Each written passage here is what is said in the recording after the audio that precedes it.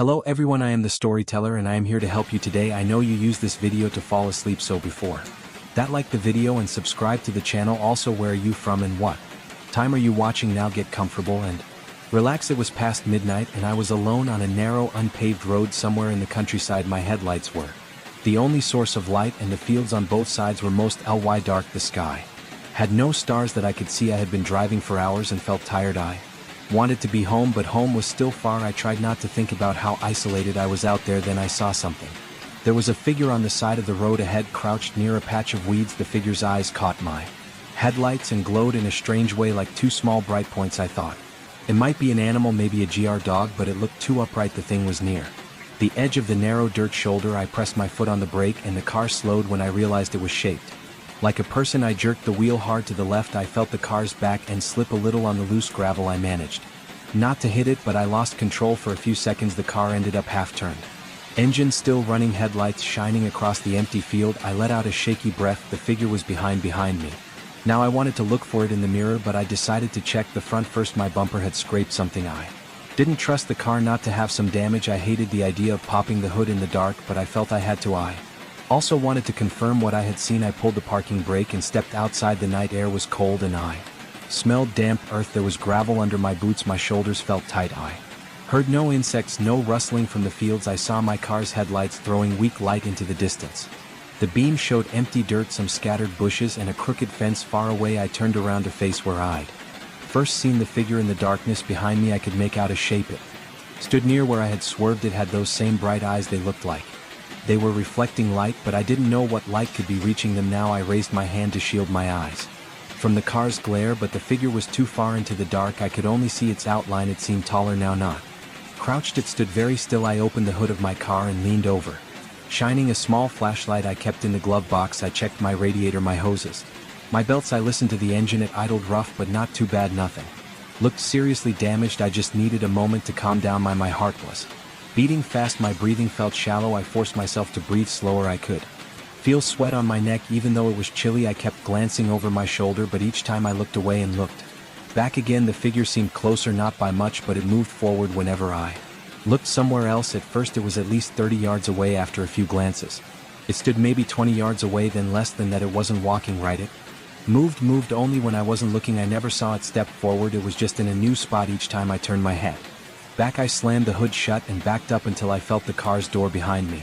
I kept my eyes on the figure as I reached for the handle. My hand shook as I pulled the door open. I wanted to leave right away, but I also had to turn my head to get in. When I did, I saw from the corner of my eye a slight shift in the figure's position. Once inside, I locked the doors. I didn't know if that lock would matter. The figure had no visible tools, no visible weapon, just a strange posture.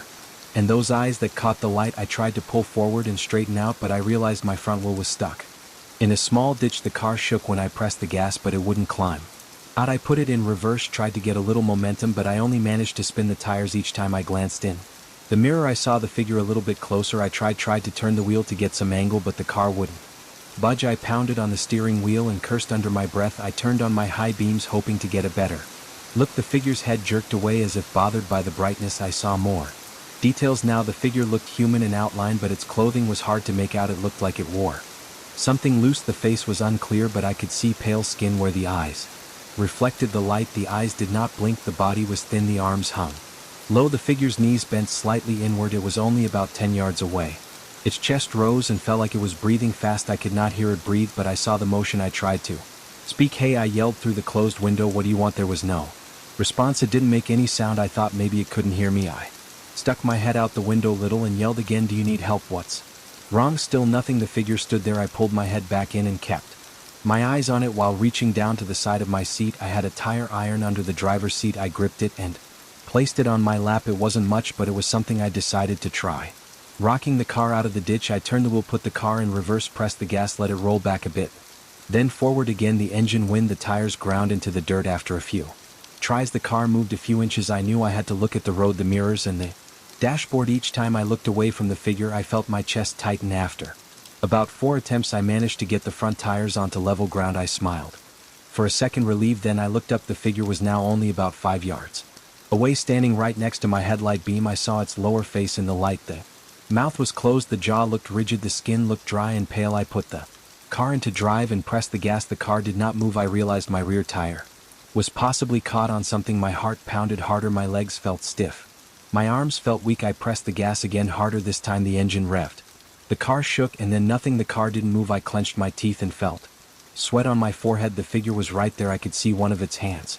Now a thin hand with long fingers. It twitched slightly. It stood completely silent. I couldn't even hear its footsteps or breathing. I left the headlights and engine on. I leaned over to the passenger side and opened the glove box. I had a small toolbox with a few items: a flashlight, some spare fuses, and a folding knife. I grabbed the knife and put it in my pocket. I had no idea what to do. If I stayed in the car, I was stuck. If I got out to check the tires, I had to take my eyes off that thing. Every time I did, it got closer. I thought I should try something different. Maybe I could back up the car more and turn around. I put the car in reverse and looked over my shoulder. I had to look away from the figure to do this. My neck hurt from tension. I tried not to blink. I stepped on the gas. The car jerked backward a little. I felt a bump. Then I turned my eyes forward again. The figure was now leaning against my driver's side window. Its eyes were bright in the reflection of my interior light. Its mouth was slightly open now. Its lips were thin and cracked. I could see its nostrils flare as if it was sniffing the air. I yelled and let go of the steering wheel. For a moment I felt my chest tighten. I scrambled to pick up the tire iron from my lap. I held it up. My arm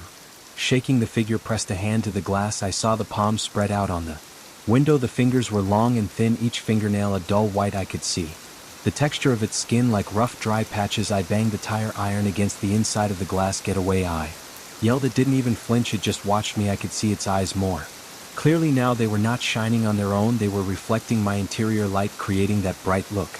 It was like the eyes were just extremely reflective. I couldn't guess why. I pressed the horn. The sound echoed in the quiet night. My own ears hurt from the noise in such a still place. The figure moved its head a bit, turning it to the side. Then it stepped back. I seized the chance. I slammed the car into reverse and stomped on the gas. I kept my eyes on it this time, trying to see if it moved. The car rolled backward about 10 feet and the figure stayed where it was. I turned the wheel sharply and then drove forward. The car jerked over some uneven ground, but it started to move. I pulled the wheel straight, keeping the figure in my sight. The whole time the figure started to follow, walking slowly and quietly. I had about 20 yards between us now. I could feel my neck and shoulders aching from tension I wanted to get out of there. My plan was to find some P road and get back to a main highway. I drove slowly forward, keeping my gaze partly on the figure and partly on the path ahead. The ground was rough and I didn't want to blow a tire. The figure followed, but it never ran. It walked at a steady pace. I kept going, picking up a bit more speed. Eventually I was moving fast enough that the figure became a dark shape behind me. I eased the car onto a slightly smoother patch of road. My headlights showed with a bend ahead. I looked back in my rearview mirror. The figure was farther away now. It was still visible, but only just. I wondered if it would keep following indefinitely. I still felt shaky. My hands were sweaty on the steering wheel. My stomach felt tight. I tried to focus on getting away. I told myself not to think too much, just keep driving. I kept moving for several minutes. The figure grew smaller in the mirror. The fields around me looked empty. I didn't see any farmhouse lights. I didn't hear any sounds except my engine and the gravel under my tires. After a while I stopped seeing the figure. It was too far back or had stopped following. I forced myself to breathe slowly and calm down. My heart still thumped hard and my mouth felt dry. I wiped sweat from my forehead with my sleeve. The road straightened out and I started to see a faint glow in the distance that might have been light from a main road or a distant farmhouse. I focused on reaching that light. The car seemed okay aside from some shaky steering. I guess the ditch hadn't done serious damage. I kept checking the mirrors. I saw no movement behind me now. I didn't want to leave the car again to check for damage. I didn't want to turn around or stop. I knew I just needed to keep moving until I found a real road and could get to a gas station or something. My mind was still stuck on that figure. I tried to push it out of my head. I felt tension in my neck and shoulders. My leg muscles were sore from pressing the pedals so hard. I turned on the radio out of habit, but there was only static. I turned it off again. After about 10 more minutes I saw a paved road crossing ahead. It was narrow but paved. I turned onto it and followed it until I reached a small intersection with a sign. The sign was rusted, hard to read, but I could see numbers on it, maybe a route number. I followed that sign until I started seeing some fence posts with reflectors. Those reflectors gave me some comfort. I slowed down, rolled down my window a crack and listened. I heard distant traffic, maybe on a bigger highway. That was all I needed. I kept going. My hands started to relax on the wheel. I took a long breath and rubbed my eyes. I felt cold air on my face. I didn't know what that figure was. I didn't know what it wanted. It hadn't attacked me. It hadn't broken into my car. It had just approached, getting closer. Whenever I looked away, the memory of its face was stuck in my mind. Those eyes bothered me. I tried not to think about them. I just Wanted to get away from that place. I drove for at least another hour, taking turns down roads that led me toward more familiar signs. Eventually I reached a main highway, the hum of the tires on smooth asphalt was a relief. I glanced in the rearview mirror one last time. The darkness was empty. I took another deep breath and tried to calm the tension in my back. The night was still quiet, but it felt normal now. There were no strange eyes shining in the distance, just the empty road and a long drive ahead. I heard the rain hitting my window hard around 2 a.m. I was sitting in my living room, lights off, curtains halfway closed, just scrolling through my phone. It was quiet inside. I had turned off the TV earlier because nothing seemed interesting. My place is small, a living room that connects to a short hallway, a kitchen to the left, a bedroom at the end. The front door leads to a tiny covered porch with a single light above it. I remember checking that porch light before sitting down. It was working fine. I also had a small security camera mounted above the door facing the driveway and the porch steps. It triggers an alert on my phone if it sees motion.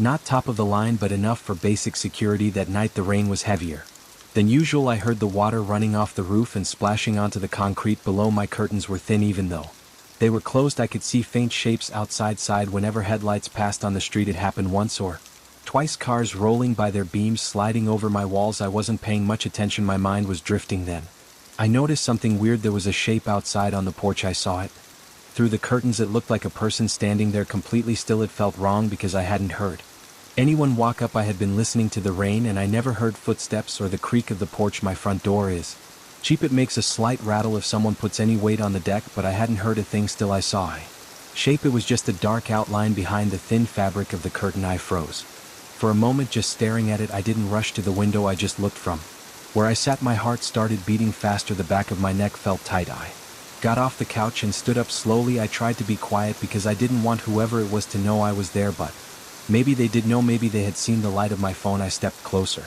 to the window. The figure did not move. It looked like a person wearing a hood, something covering their head. I couldn't see details, just a tall form standing completely still. I moved to the side and reached for my phone. No alerts from the camera app. That made me uneasy. If there was a person out there, why didn't the camera detect them? I opened the app.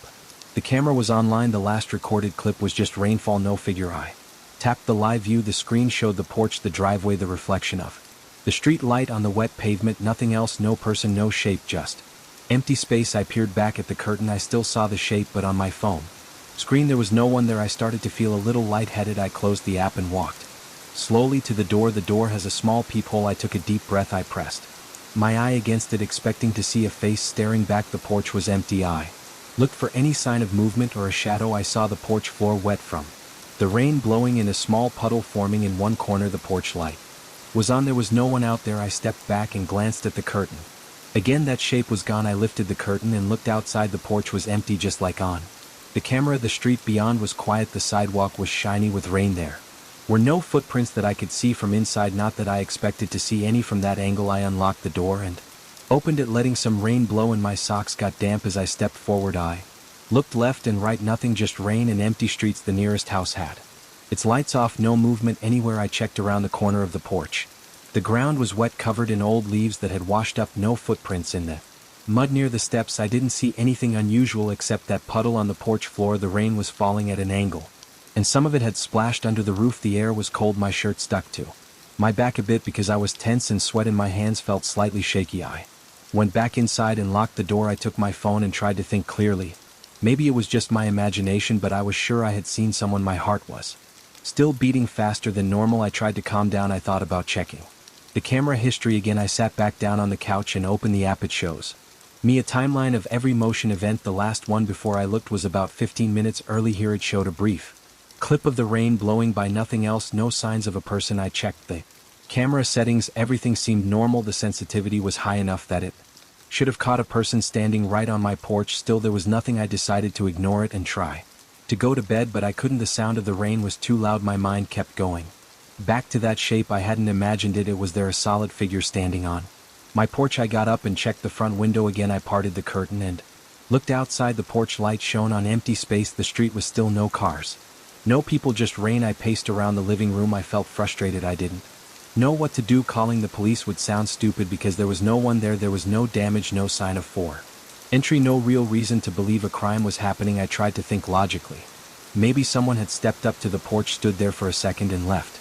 Maybe the camera missed it due to some glitch. It had happened before that the camera missed a delivery guy or a neighbor. Sometimes it just fails to record at the right moment. Still, that didn't explain how I saw the figure through the curtain but not through the peephole. A second later I decided to double-check the front door itself. I looked at the handle, the deadbolt, they were locked. The door seemed solid. The rain outside made a steady background noise. I listened for any sound of someone walking in the yard. Nothing. I checked the side windows, they were locked. The backyard gate was closed. I had no reason to think anyone had gotten inside or was lurking around. Still, I felt on edge. I tried to relax by making some instant coffee. It was late, but I didn't care. I boiled water, stirred in the powder and sipped it while standing in the kitchen. I kept glancing towards the living room, half expecting to see that shape again. There was nothing there, just the furniture and the glow of a street light on the wall. I took my coffee and sat near the window. I pulled the curtain aside and stared out at the porch. The rain kept hitting the roof, making a dull thumping sound. My porch light was a weak yellow bulb. It cast a small circle of light on the wet floorboards. I looked closely at that puddle. It was spreading out slowly. The wind must have changed direction. A small drip was hitting the porch floor, making ripples in the water. I watched for a while, maybe 10 or 15 minutes. Nothing moved outside. Eventually I set my coffee down and decided to check the camera again. I tapped the app icon. The live feed looked normal. Empty porch, empty driveway, the neighbor's house across the street. Nothing unusual. I scrolled through the motion clips once more, mostly just rain triggers. A car passed an hour ago. That was it. I started to feel tired and annoyed. I told myself I would try to sleep. I turned off the living room light and walked down the hall to my bedroom. I left the door cracked open so I could still hear if something happened outside. The rain continued. It never let up. I lay down in bed, still in my clothes, and just stared at the ceiling. My mind wouldn't let go of that image of someone standing on my porch. They looked tall, maybe 6 feet or more. I remember the outline of the shoulders, the head slightly tilted. I wondered if they were looking straight at me. I wondered if they saw me move. After maybe 20 minutes I got back up. I couldn't rest. I returned to the living room and turned on the light. I decided to check outside one more time. I grabbed an old umbrella from the closet. I opened the front door and stepped out onto the porch, careful not to slip on the wet floor. I looked around again. The smell of wet pavement filled my nose. The street was empty. I checked the driveway. My car was parked there, covered in droplets. No footprints near it. The yard was just soggy grass and small puddles. I walked down the porch steps and stood in the rain for a moment. My shoulders got soaked immediately. My socks were already damp, so I didn't care anymore. I walked around the side of the house, shining my phone's light on the ground. I saw nothing but wet grass and some scattered leaves. No footprints, no sign of a person hiding. I walked around to the backyard fence. It was closed and latched. I checked the gate. It was secure. I listened carefully. Just ran train. No voices, no footsteps. I went back to the front porch and stood there looking at my front door from the outside. The camera was mounted above the door, pointing towards the street. I could see the small LED on it. It was working. If I were standing here, the camera should be recording me. I pulled out my phone and checked the live feed. I saw myself on the screen, umbrella in hand. That confirmed the camera was working fine now. So why did it miss the figure earlier? I went back inside and locked the door. I felt a little better having checked around. Maybe it was a prank. Maybe someone had run up to the porch and just stood there waiting for a reaction. But why would they leave no sign, and how did they vanish so quickly? I decided to pass the time until morning. I sat in front of the TV, kept the volume low, and listened for any sound outside. The rain never slowed down. It kept going steady and heavy. Eventually around 4 a.m. I checked the porch again. Nothing. I felt tired enough to try sleeping again. I turned off the TV, left the living room light on this time, and went to bed. I lay in bed trying to ignore the sound of rain. My heart rate was normal again. My breathing was steady. I felt calmer. Maybe I had imagined the whole thing. I tried to remember the exact moment I saw the figure. It was just a shape, no details, no color. Maybe it was just a shadow formed by a passing car's headlights. I had seen lights wash over the curtains before. Maybe some object outside cast a strange silhouette. I drifted off to sleep for a bit. When I woke up, it was early morning. The rain had stopped. The room was quiet. I got up and checked the porch again. It was just wet, nothing else. I stepped outside with some paper towels and dried up the huddle. The air was crisp and smelled fresh. The street looked normal. A few neighbors were leaving for work. I nodded at one of them. He didn't mention anything unusual. I didn't bring it up. I checked the camera feed again. In the daylight, it had recorded me stepping out with the umbrella, recorded me drying the puddle, recorded the neighbor walking by. Everything worked fine. Now I scrolled back to the time I saw the figure. Nothing, just rain. I never found any explanation. I checked for loose boards or something that might look like a person's shape in the dark. I found nothing that matched what I saw. I thought about the camera sensitivity. Maybe it glitched. Maybe the figure stood in some blind spot where the camera didn't get a clear outline. Still, the porch is small. There aren't many blind spots. I decided to move on with my day. I had breakfast, changed clothes, and tried Not to think about it too much, but every time I looked at that poor torch I remembered the shape. It was a solid, still figure, not moving, not reacting. When I checked through the peephole, it was gone. The camera didn't see it, just me. That's all I know. I can't explain it. All I have is that memory of a shape standing quietly in the rain and then vanishing without a sound. I never got an answer, and nothing like that happened again, at least not yet. I moved into this new place about a week ago. It was a small house on a quiet street. The first day I parked my old sedan in the short driveway, hauled my boxes inside, and looked around at the lawn and the neighbors' yards. Everything seemed normal and neat. The houses looked alike, simple and well maintained.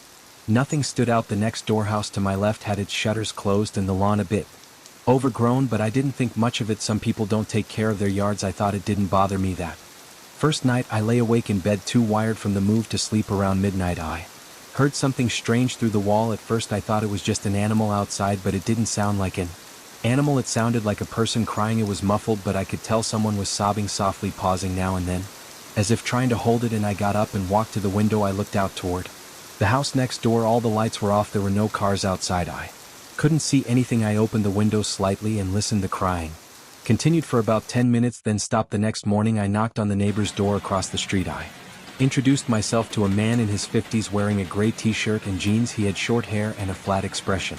"Hey," I said, "I'm new here. I was wondering about the house next door to me." I pointed to the house with the closed shutters. He glanced at it, then looked back at me. "That place is empty," he said. "Has been for years." I frowned. "Last night I heard someone crying." I said, "I'm pretty sure it was coming from inside that house." He shrugged. "Nobody's lived there. The owner moved out a long time ago. You must have heard something else, maybe a cat." He didn't seem interested in talking more. He just nodded and closed his door. That day I talked to another neighbor down the street, a woman in her 30s wearing shorts and sneakers. She was watering her plants. I introduced myself and mentioned the crying. She looked confused. She said the same thing. The house was empty for a long time, maybe 8 years or so. She didn't know why nobody lived there. She said she never heard anything. I spent the rest of the afternoon unpacking. I set up my living room, put my TV on a small table, and tried to get my couch placed right. I organized my kitchen and filled the fridge with some basic groceries. By evening I felt settled in enough. I didn't really believe the neighbors I trusted what I heard. There was a person crying. I decided to stay up and listen again. That night I turned off all the lights around midnight and sat near the window that faced the neighbor's house. At around 12:30 I heard it again. The crying started low, then got louder. It was soft, but I could tell it was inside that house. The sound was too steady and too human. I pressed my ear against the wall. I could almost feel the vibration. I turned off the AC to make sure I could hear every sound. The crying kept going for at least 10 minutes, then faded. I felt a knot in my stomach. It didn't feel right. I wanted to call someone, maybe the cops, but I had no evidence of anything. Calling the cops because I heard crying in an empty house at midnight seemed ridiculous. Still, I hated the feeling of not knowing. I told myself I'd check the place out tomorrow. The next day was warm.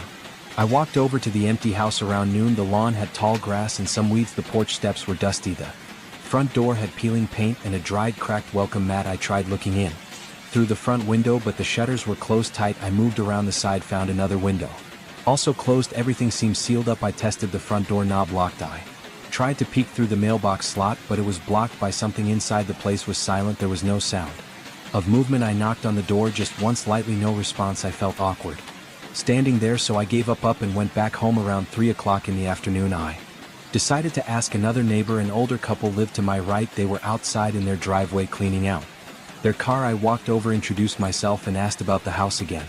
The man straightened up and told me the same story. The house had been empty since before they moved in, which was about 5 years ago. He said it belonged to some guy who never came back after leaving. One day the place stayed locked and nobody bothered with it. I asked him if he ever heard anything strange. He looked at his wife, then looked back at me, shaking his head. "It's quiet," he said. "We never noticed anything." His wife agreed. They both looked calm and a bit puzzled. I went inside my house and tried to relax. I turned on the TV, tried to watch a show, and ignored the feeling that something was off, but I couldn't stop thinking about it. That night I stayed up again. This time I sat at the window with a notepad and my phone ready to record if I heard the crying again. Right at about 12:20 it started.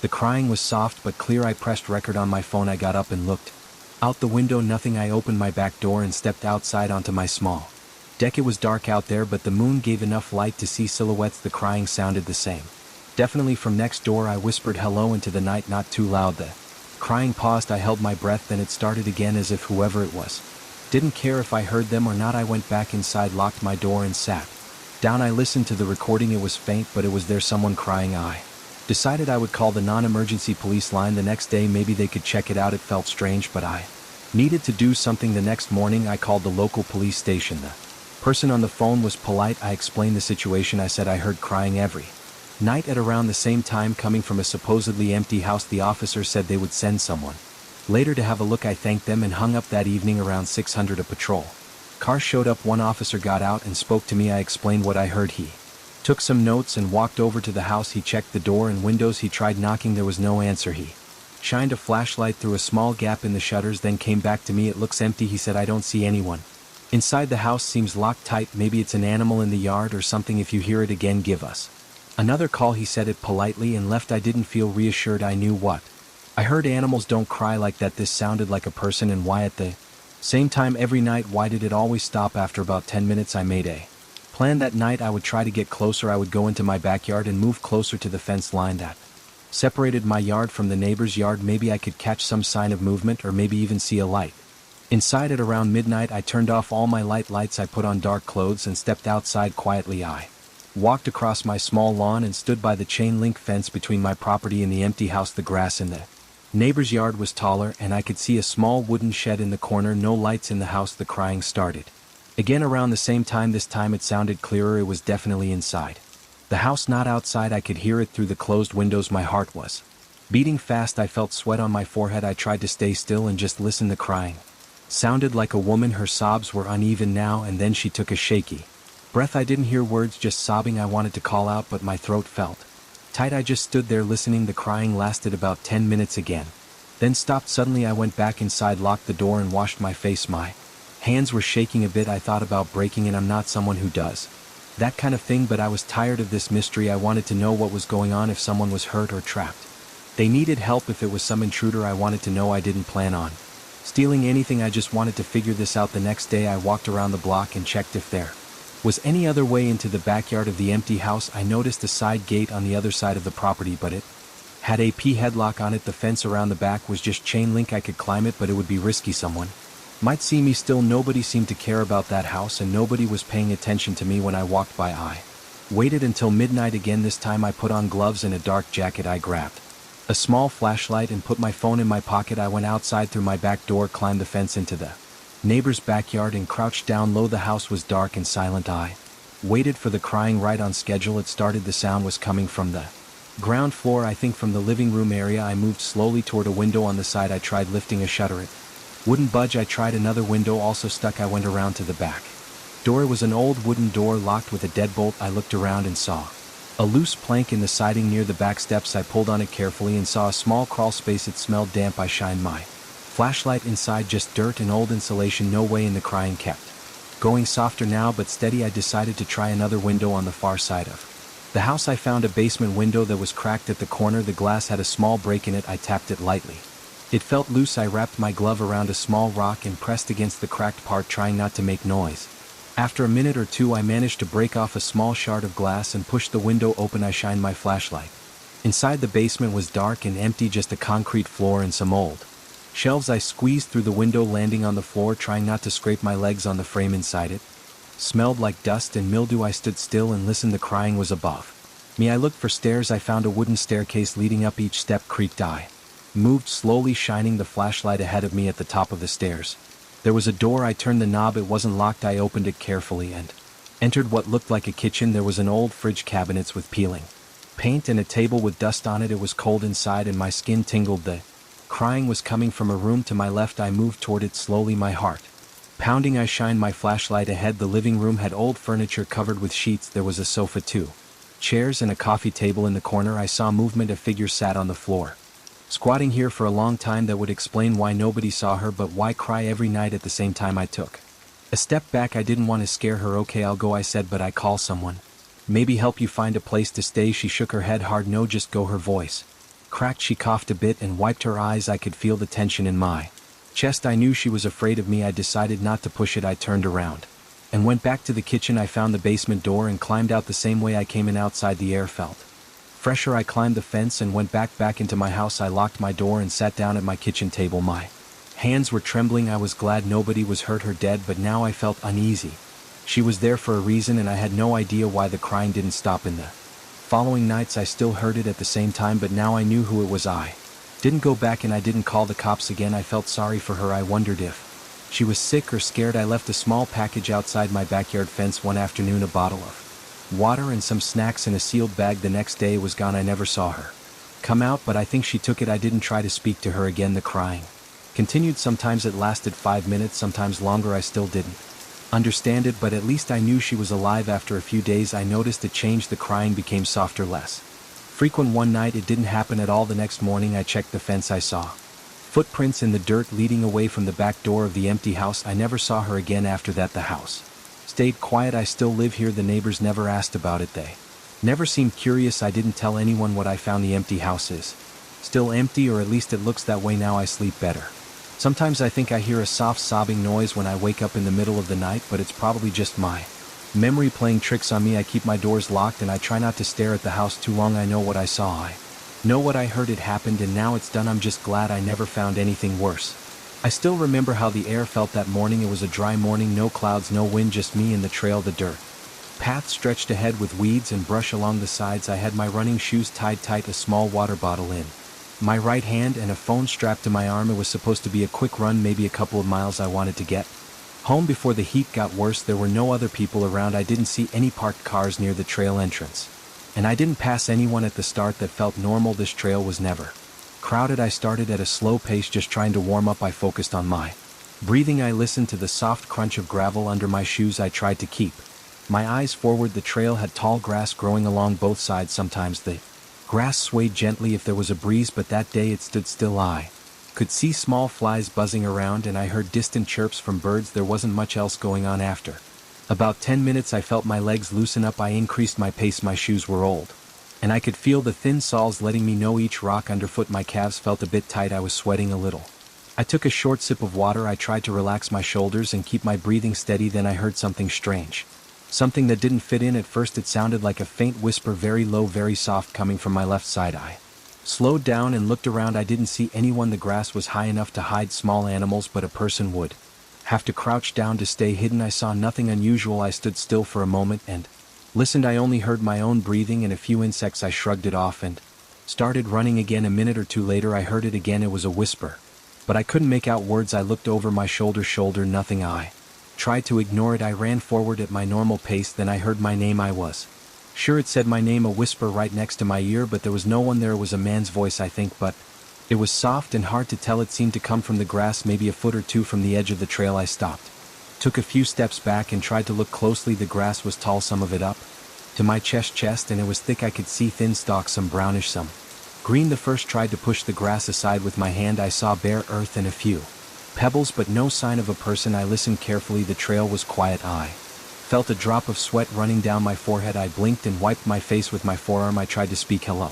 My voice sounded strange and too loud. I waited. Nothing. I stood there tense, trying to figure out if I was just hearing things. I turned around and considered heading back. It was unusual to hear someone say my name out here. It felt wrong, but I told myself it could have been a trick of the wind or some distant sound that resembled my name. I decided to continue forward. I wanted to finish the run. I didn't have time to waste. I picked up my pace and focused on my breathing again, in and out, steady steps, eyes forward. I tried to forget about it, but a few minutes later I heard the whisper again. This time it was a bit louder and clearer. It said my name once, paused, and then said it again. It came from the left side of the trail, from the grass. I turned my head while still running, but I caught no movement, no shape, no face. I slowed to a jog, then to a walk, and finally stopped. My heart was beating faster now, and not just from running. I stood there trying to keep calm. I listened. The whisper started up again, quiet but persistent, and it repeated my name 3 times slowly. I wanted to shout at it, tell whoever was hiding there to show themselves, but my mouth felt dry. I swallowed, tried to stay calm, and said, "Who's there?" No answer, just a whisper.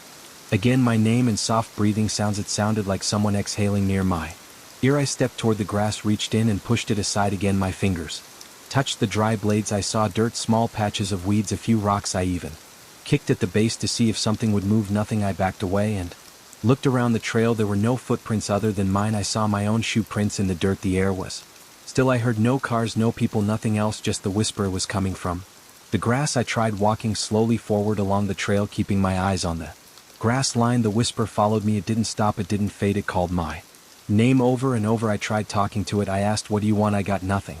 In return, except my name again, I started to feel the hairs on my arms standing up.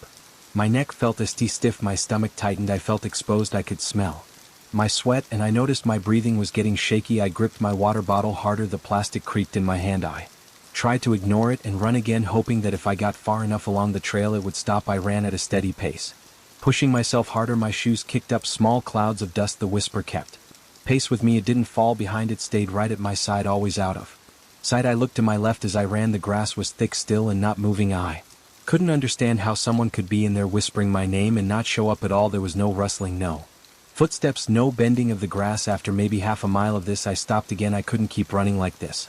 I turned toward the grass and said, "I don't know who you are, show yourself." I waited. It just whispered my name again. My pulse was racing, my legs felt heavy, my chest felt tight. I grabbed my phone. I thought of calling someone, but I hesitated. Who would I call? The police? What would I say? That I heard a whisper in the grass calling my name?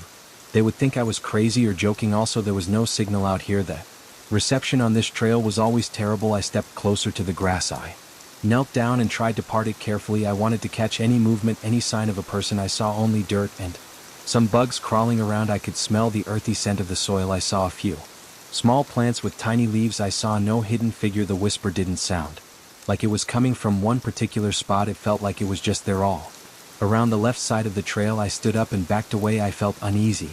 My face felt hot and I noticed my mouth was still dry. I took another sip of water, trying not to spill it because my hand was shaking a bit. I tried walking again, slowly, keeping my eyes on the grass. The whisper matched my pace. Whenever I stopped, it continued, always at that same soft volume, always my name repeated over and over. I tried something different. I walked to the other side of the trail and stood there, putting the width of the path between me and the grass. The whisper grew quieter, but it didn't stop. I approached the middle of the path and it got a bit louder again. It always seemed loudest when I was closest to the left side. I took a step toward the left side. The whisper got louder, but still not loud enough to give me any other words. It only said my name.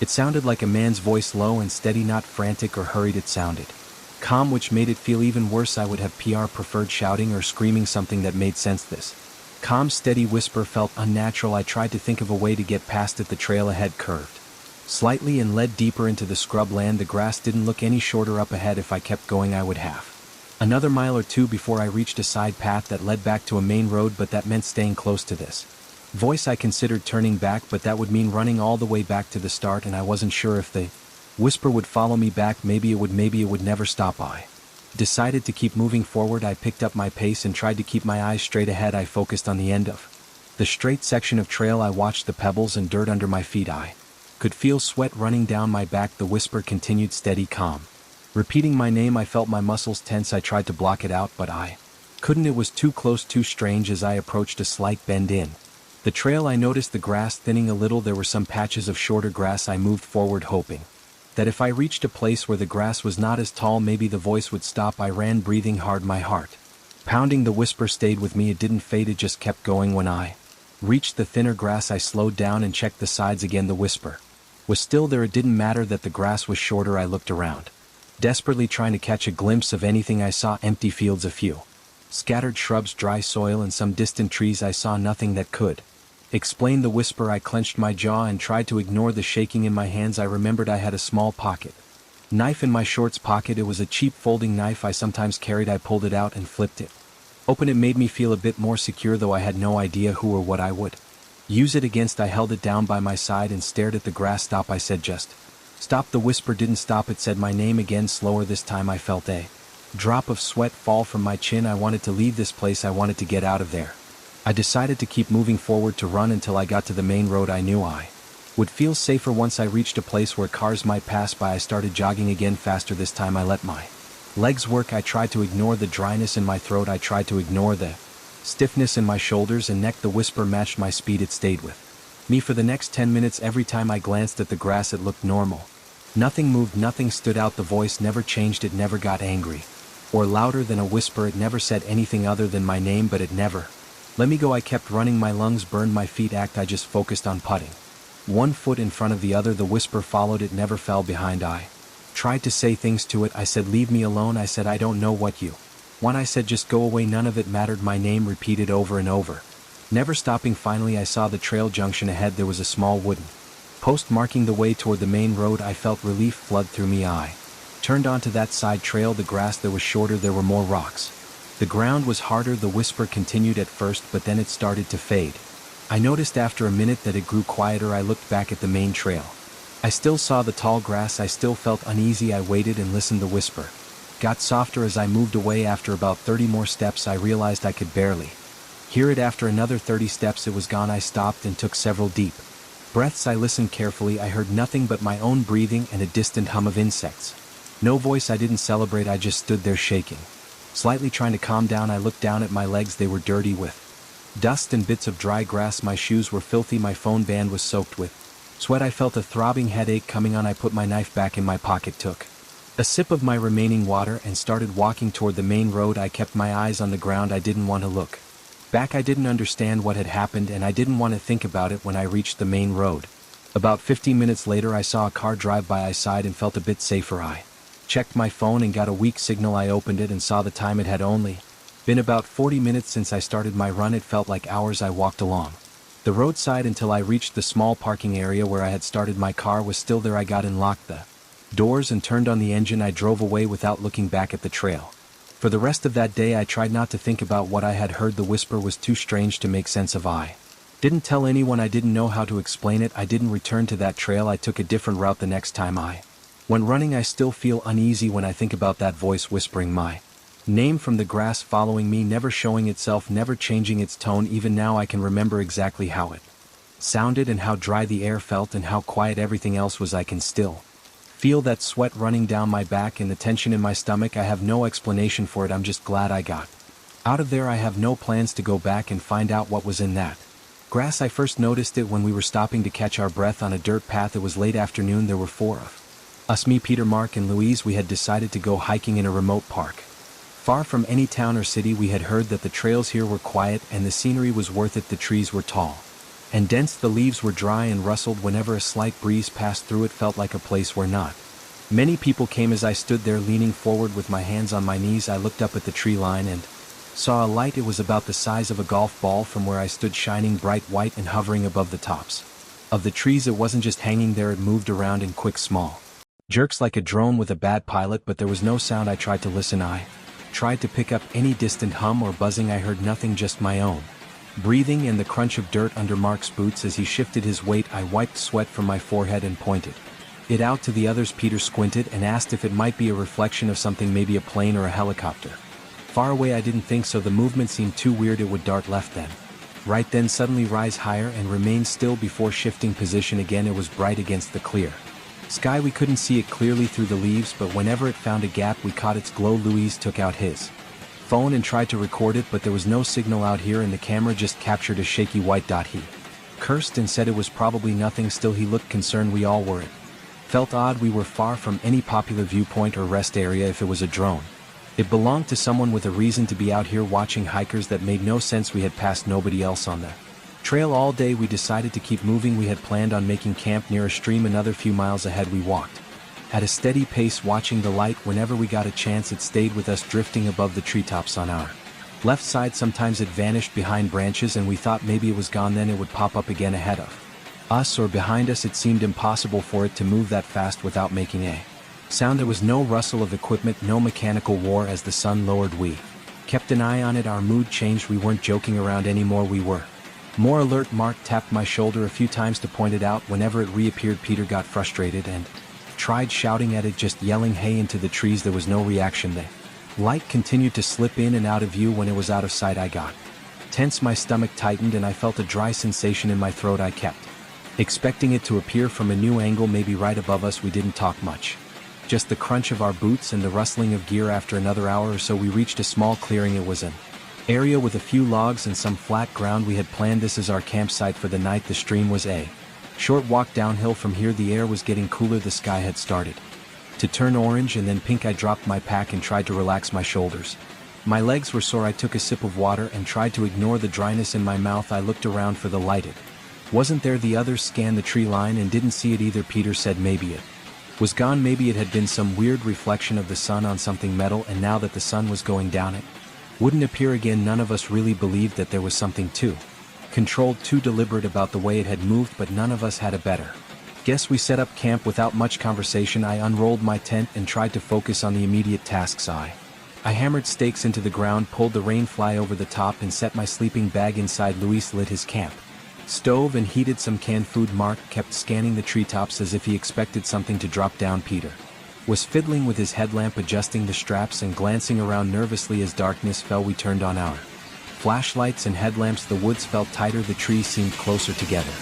The crunch of small animals moving in the leaves made me tense. I ate my dinner quietly, tasting the blandness of it and feeling no real hunger. I was uneasy. I looked up at the sky. The stars were clear without city lights. The view was sharp and I could see more stars than I ever saw back home, but I kept expecting that white light to show up again. I heard nothing out of the ordinary, just the usual sounds of the forest at night: insects, a light breeze, leaves shifting in the dark. We talked in low voices. Peter wanted to keep watch just to be safe. I didn't blame him. Something about that light had shaken us. We had all gone hiking before, and we were used to nature's surprises, but this felt different. It felt directed at us. I said I would take a watch as well. Mark and Louis agreed. We would rotate through the night. Nobody argued. It seemed like the only way to calm our nerves. I took the first watch, sitting on a log with my headlamp off to preserve the batteries. I held my flashlight in my hand. I listened for anything unusual. After about half an hour, I saw it, the same light. It was back, hovering over the treetops on the opposite side of the clearing. I felt a chill spread through my chest. I gripped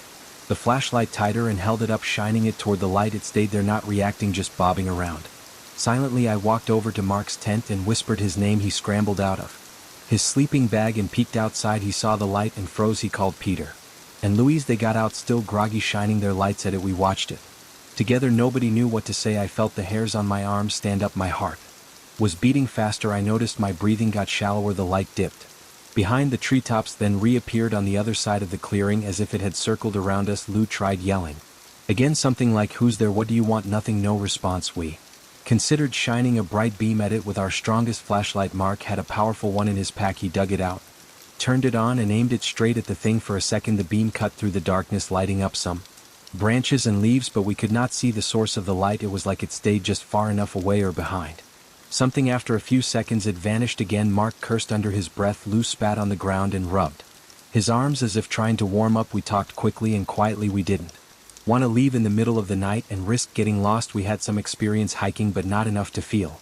safe making a run for it. With only headlamps and flashlights, we decided to wait until morning. We would pack up and head back down the trail. We saw no reason to stay here another night. The tension was too much. None of us liked the feeling of being watched by something we didn't understand. We stood there for a while, shining our flashlights around, trying to spot the light again. It didn't come back. After maybe an hour, we were too tired to keep standing around. We agreed to go back into our tents. We would take turns staying awake. I crawled into my sleeping bag and lay on my back listening. It was hard to sleep. My mind kept replaying the sight of that bright dot moving too fast and too silent. I rubbed my eyes and tried to calm down. Eventually I dozed off. I woke up to Mark shaking my shoulder. It was probably around 3 o'clock or 4 in the morning. He said he saw it again. I got up, rubbed my face and stumbled out of the tent. He pointed to the trees. I saw nothing. He insisted it had been there, circling the clearing. I believed him. Of course, we waited, shining our lights around. All we got were glimpses of leaves and branches, nothing else. After a while I got tired and climbed back inside the tent. Mark stayed outside a bit longer, then eventually came in too. Morning light woke me up. My back was stiff. I crawled out and saw Louis boiling water for coffee. He looked tired. His eyes were red. Peter sat on a log, running a hand through his hair. Mark was rolling up his sleeping pad. We all wanted to get the hell out of here. I ate a quick energy bar and drank some coffee. It was bitter and not very good, but I needed something warm. We started packing up. The forest looked normal in the morning, just trees, dirt, leaves, sunlight. No sign of that strange light. We headed back the way we came. The trail was the same narrow path through thick woods. Our boots made steady thumps against the dirt and rocks. We tried to keep an eye on the treetops, but we saw nothing unusual. I focused on my breathing and on moving forward. I wanted to be done with this place. I felt sweat gathering under my backpack straps. I felt a dull ache in my thighs. Nobody talked much. Every now and then Peter would glance behind us. Mark looked up a lot, shading his eyes with his hand. We walked for hours. The hike was supposed to be enjoyable, but now we just wanted to be out. My shirt stuck to my back. My socks felt damp. The air smelled like pine and dirt. It was quiet except for our steps and the occasional bird call. I tried not to think too much. I just counted steps and kept going forward. Around midday we stopped near a spot where the trail widened. We checked our maps. We still had a few hours to go before we reached the ranger station where we had parked. We ate some jerky and drank water. My throat felt dry and I didn't feel hungry, but I forced something down. Louise kept scanning the trees. I did too. The sunlight was bright and I couldn't see anything that looked Like a hovering light, I started to wonder if it would come back in daylight. Part of me hoped it wouldn't, another part of me worried about when it would show up again. We started moving again.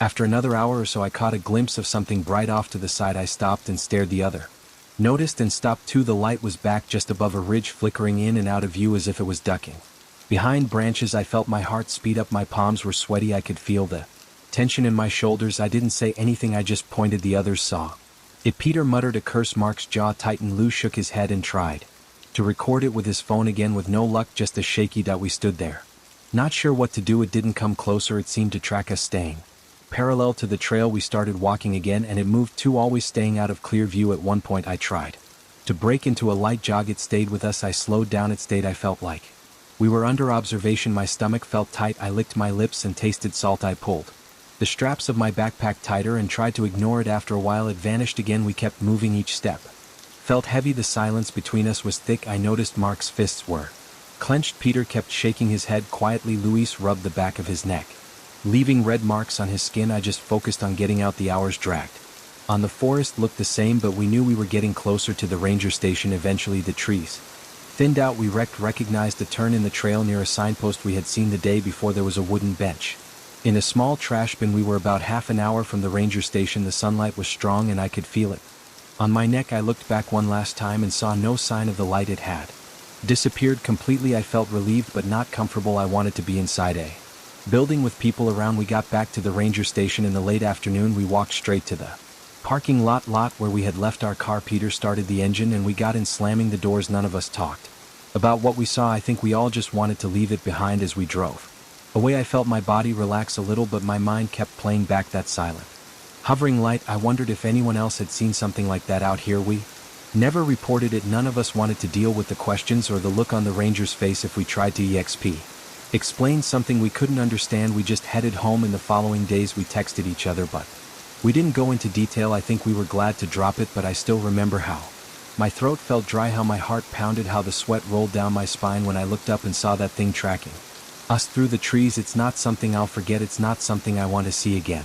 I remember the exact moment I saw it. I was working on the house on a Saturday morning. The place was a mess. I had pulled down old drywall, carried out dusty boxes, and tossed broken pieces of wood into a dumpster outside. I was tired, sweaty, and my shoulders ached from lifting heavy things. The plan was simple: fix the wiring in the ceiling, run new cables, then patch everything and repaint. The house was small and old, and I had a detailed blueprint from the last owners. There were no hidden rooms on that plan, no strange areas. It was a straightforward single-story house with a basic attic space that I had checked when I first bought the property.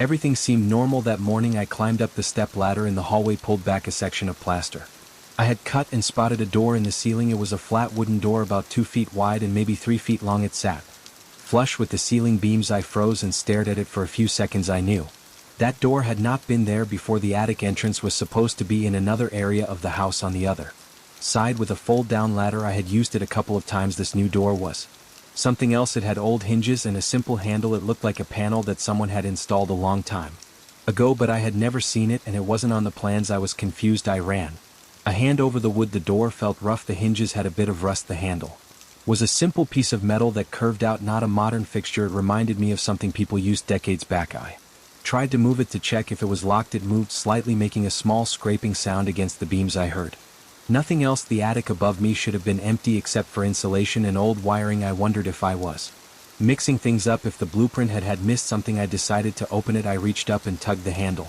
The door stuck. At first I pulled harder and it made a crackling noise like old paint or wood splitting slightly at the edges. Then it opened upward. I pushed it all the way. Dust fell into my eyes and I squinted. I wiped my face on my sleeve. I lifted my work light up into the hole to see what was there. My light shone into an open space. It looked like an unfinished attic area, just joists and insulation. I couldn't see anything unusual at first. I leaned my head up through the opening. The space felt cramped, but it was large enough for a person to lie down. The roof beams were low. The insulation was old and discolored. I smelled stale air, like a room that hadn't been opened in decades.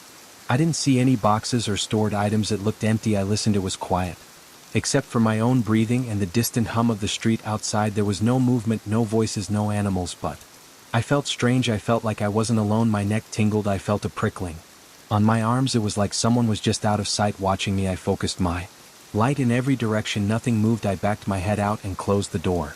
The hinges squeaked. I stood on the ladder staring at it. I tried to calm myself by thinking.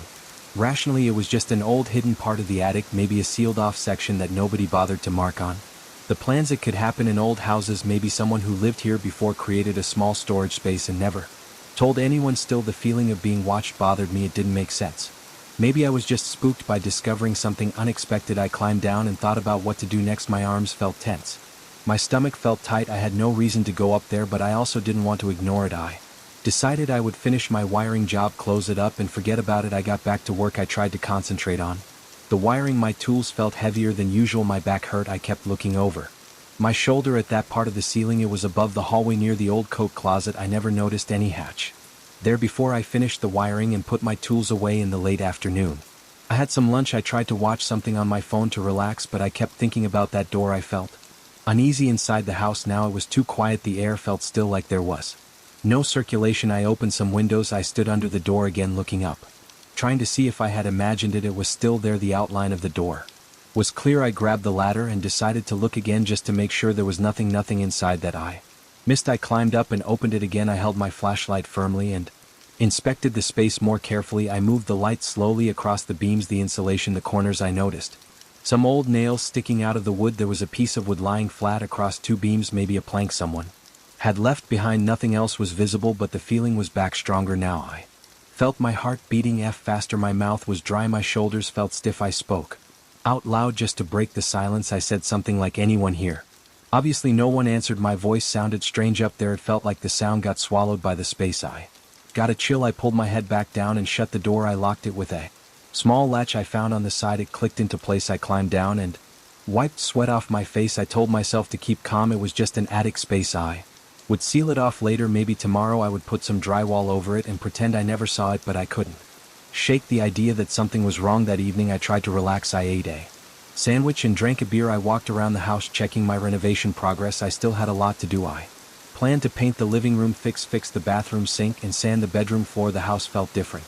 Now I was on edge. I kept thinking I heard small noises like creaking boards or a soft tapping sound. Every time I listened closely, I heard nothing. I looked up at the ceiling a lot. I felt watched, like eyes on my back. My stomach was in knots. I decided to sleep early and deal with it in the morning. At night I woke up a few times. I thought I heard soft footsteps. I thought I heard a slight scraping above me. I lay still in bed, holding my breath, my heart beating fast. The sounds were faint. Maybe it was just the house settling. Old houses make noise. Still, my skin felt sweaty. I wanted to get up and check, but I didn't want to open that door again. I felt stupid and nervous. Eventually I fell asleep again, but I slept lightly. In the morning I decided to deal with it. I grabbed a crowbar bar and a piece of plywood. My plan was to close that door for good. I climbed the ladder, opened the door again, and peeked inside one last time. Everything looked the same as before.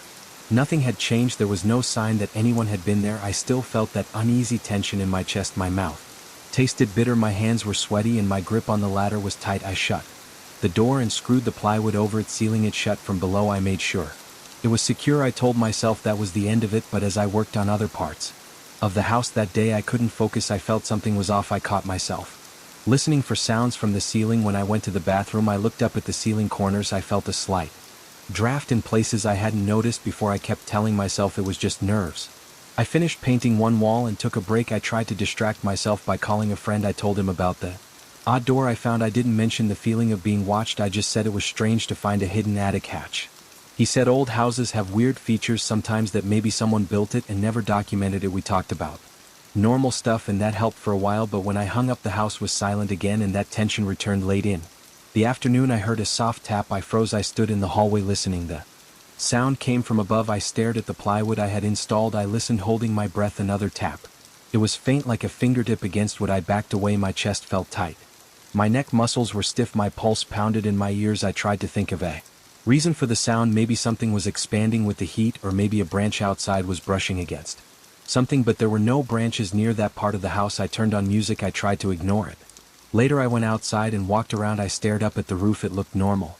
No new vents, no obvious changes. I came back inside, had a quick dinner, and tried not to look at that part of the ceiling, but I felt it. I felt like there were eyes on me whenever I passed under it. The air felt colder beneath the sealed door. My throat felt dry. I drank water.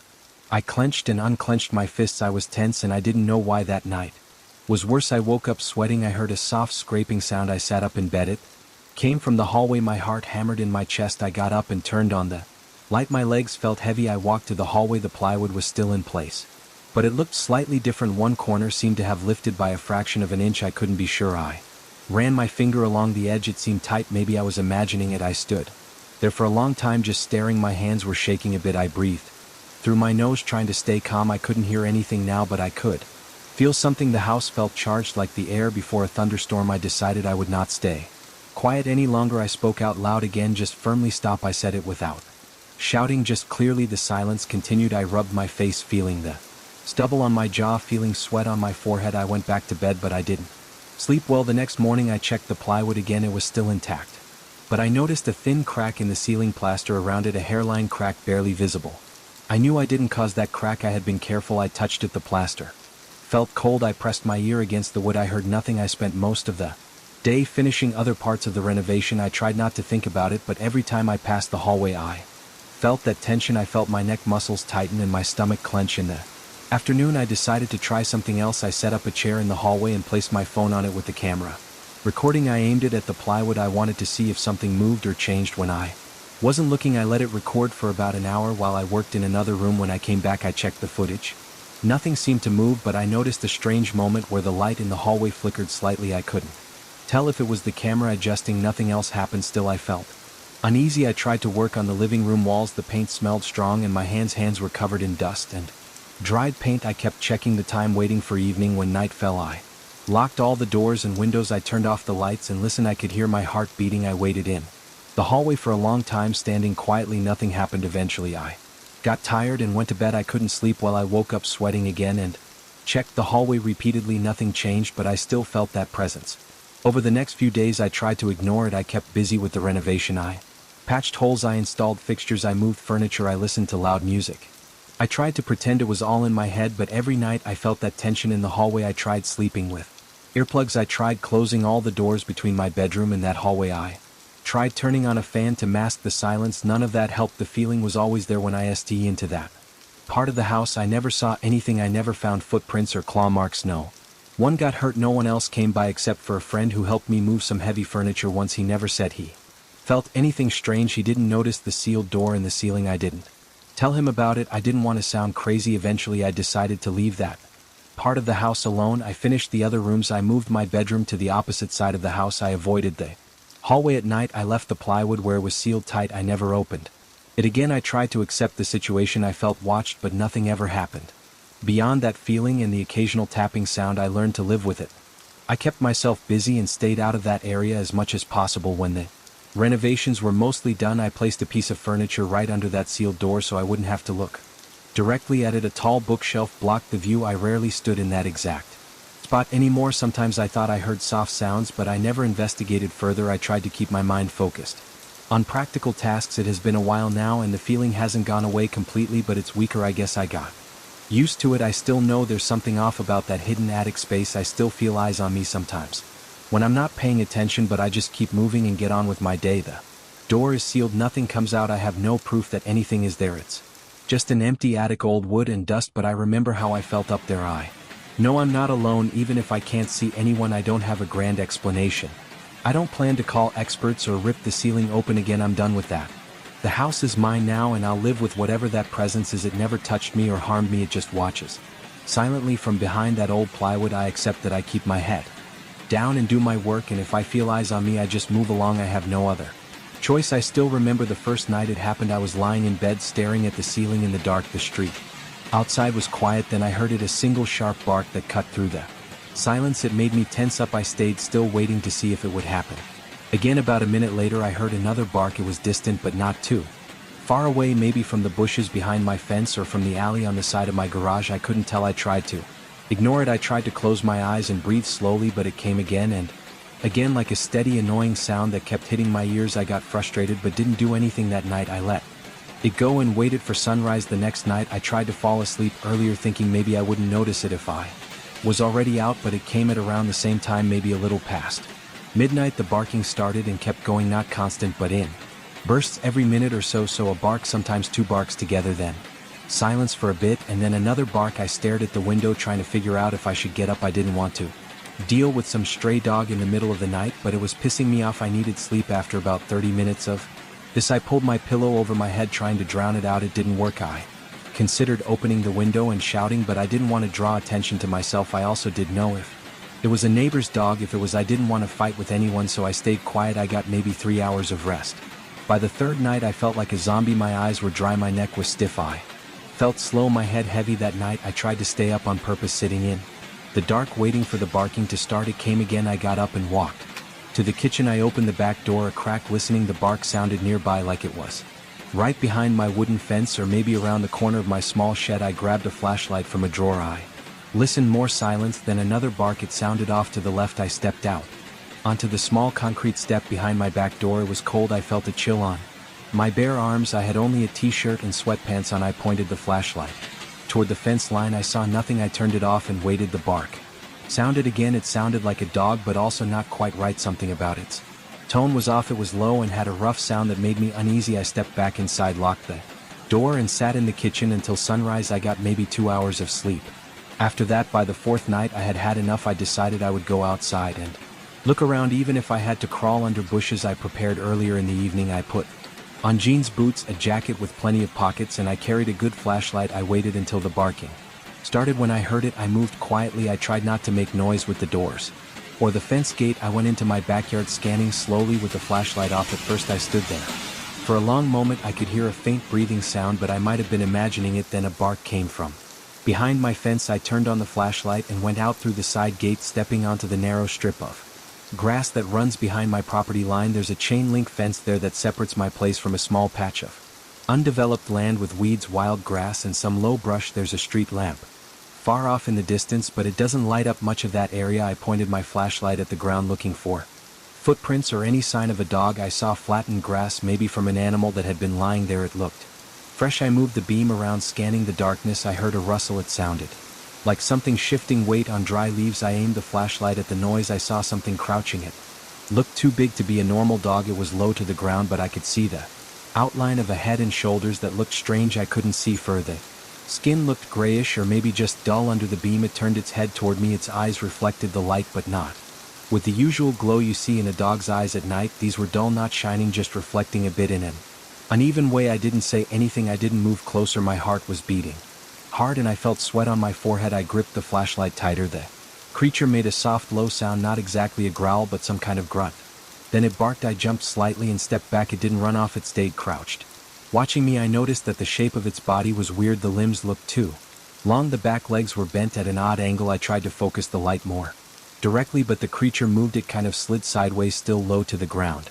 Then it disappeared behind a clump of tall grass. I stood there for a minute or two, listening. I could hear distant traffic, the hum of a street lamp, and my own breathing. I heard no more barks. Eventually I turned off my flashlight and walked back to my yard. I locked the gate behind me, went inside, and sat in my living room feeling unsettled. I didn't know what I had seen. It was not a normal stray dog. It was something else, but I had no idea what to do about it. The next day I tried to focus on work. I drank a lot of coffee. I couldn't stop thinking about that thing. I had the urge to tell someone, but I didn't know who. I worried people would laugh or think I was losing it. I ended up not telling anyone. I told myself that maybe it was just a weird-looking dog.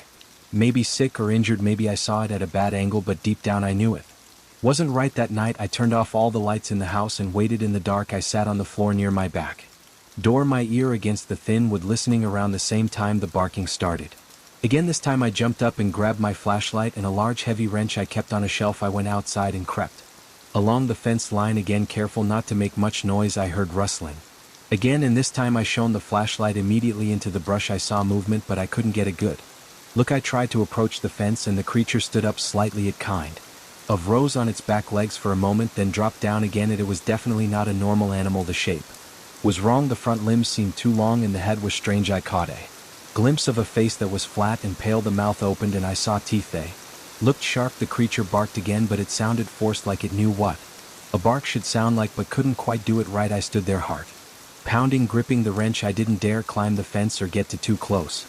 The creature paced a bit behind the grass. I could see its outline shifting. It breathed heavily, making a steady rasping sound. I noticed a smell, kind of like damp earth and old leaves, but also a hint of something else, maybe a faint rotten odor. I wanted to leave, but I also wanted to see more, to know what it was. I stepped closer, shining the flashlight right at it. The creature flinched at the light and backed off a few steps. I could See something like loose skin on its neck or maybe uneven patches of fur. It opened its mouth again showing teeth and let out a short sharp bark. I took another step forward and it moved quickly to the side and vanished into the darkness. I heard it push through some bushes and then I heard nothing. I went back inside, locked the door and sat down. I was shaking a bit, my throat felt dry. I poured some tap water into a glass and drank it slowly.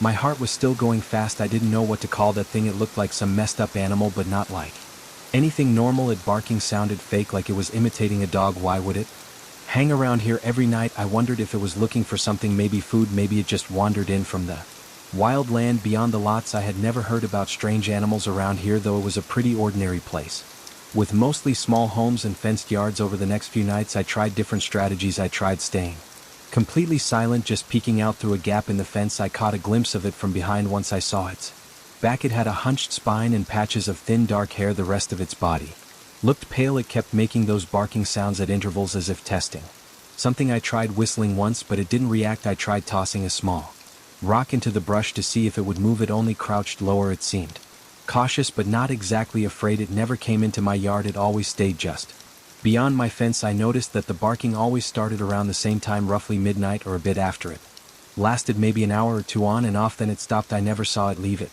just stopped making noise and eventually I realized I couldn't hear it anymore.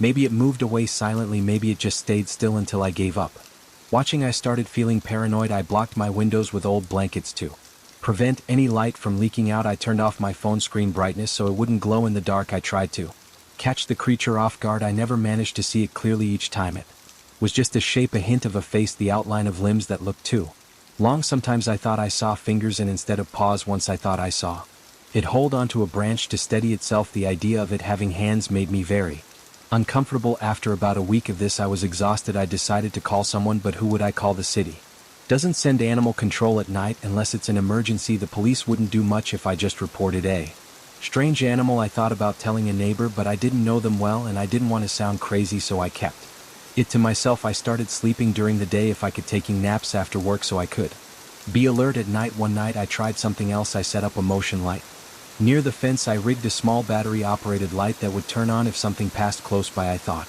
maybe I could startle it into showing itself more fully. Around midnight the barking began again. I waited inside with my lights off, watching through a small gap in the curtains. After a few barks I heard rustling and saw the motion light flicker on. For a second I saw the creature illuminated. It stood on all fours, its spine arched, its skin looked rough and patchy. It had thin hair along its shoulders. Its head was turned toward my fence. I saw its face more clearly this time. It had a flat nose and a wide mouth with uneven teeth. Its eyes were small and dark. Then it jerked its head toward the light. Maybe noticing it, it backed away, stepping awkwardly. I saw that its front limbs looked like arms. They bent like elbows and the back limbs bent like legs, but not like a dog's hind legs, more like a person crouching. It lowered itself and disappeared into the dark again. I realized then that it might not be just some odd animal. It moved too strangely.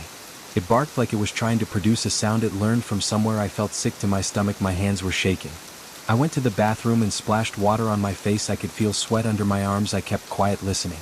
After the motion light went off I heard a few more barks, weaker this time, then silence. The next day I considered leaving for a few nights, maybe staying at a friend's place, but I couldn't just run away. I wanted to understand what was going on that night. I tried yelling. When the barking started I opened my back door and shouted, "Hey!" I said it loudly, trying to sound angry. The barking stopped for a moment. I shouted again, "Go away!" I waited. The barking resumed, softer. I picked up a metal pipe I had in the garage and banged it against the fence, making a loud noise. The barking stopped. I heard movement, then quiet. I waited for a long time. The barking didn't start again that night. I thought maybe I scared it off, but the following night the barking returned. I tried the same tactic, shouting, making noise. It didn't stop this time. It just kept barking at intervals. I went out again, flashlight in hand. I tried shining it everywhere. Looking through the chain link fence I caught a glimpse of it several yards away behind some shrubs. It was sitting almost upright, holding onto a branch with a hand-like limb. It barked when once more I shouted again, "Leave me alone." It turned its head slightly, then moved off, crawling on all fours out of sight. Over the next few days I tried ignoring it. I tried sleeping with earplugs. The barking still broke through.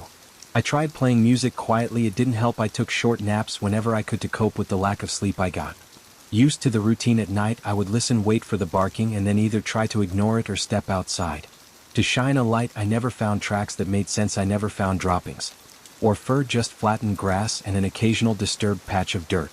Eventually I stopped trying to figure it out, I just accepted that there was something out there that I didn't understand. It never attacked me, it never came into my yard, it stayed in its place.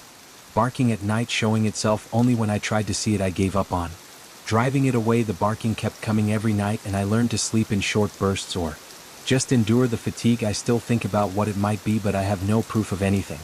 I only have those nighttime encounters, the smell of damp earth, the sight of that hunched shape, the sound of that strange forced bark. I don't know what it wants, I don't know why it chose my fence line, I just know it's out there and I can't stop it, so I keep my flashlight close, lock my doors, and wait for sunrise. Night after night I was driving alone late at night, heading back home on a nearly empty highway. The road was flat, straight, and completely silent. There were no other cars, no lights on the horizon, and the sky was dark without any sign of a moon. I had my headlights on low beam because there was no one to blind, and I tried to keep my eyes on the center line to avoid drifting. I was tired but not sleepy, I just wanted to get home and drop into bed. As I moved forward, I saw someone walking on the shoulder of the road on the right side. It was a man wearing dark clothes, moving at a slow pace. His back was to me, I couldn't see his face. He looked thin and a bit hunched. The way he moved looked stiff. At first I considered slowing down, maybe he was in trouble, but this area was known for nothing, just dry fields and abandoned shacks far from the main towns. Nobody normal walked out here at this hour. I decided it was none of my business and passed him. I drove by him at maybe 40 miles per hour. He was walking so slowly that it felt wrong. I glanced at him as I passed. I saw short dark hair and a pale neck, but no real details. He didn't turn to look at me, he didn't react. It was just a quiet figure on the side of the highway. I shrugged it off and kept going. A minute later I noticed something strange up ahead. My headlights caught another figure on the right side of the road. As I got closer, my stomach tightened. It looked like the same man, same stance, same slow steps, same dark clothes. He was a little hunched over as if tired, but how could he be here again? I had just passed him less than a mile back. There was no way he could have outrun my car. There were no turns or shortcuts. There was nowhere to hide and reappear. My throat felt dry. I swallowed, gripped the wheel, and kept my foot on the gas. When I reached him this time, I slowed slightly and opened my window an inch, trying to hear if he said anything.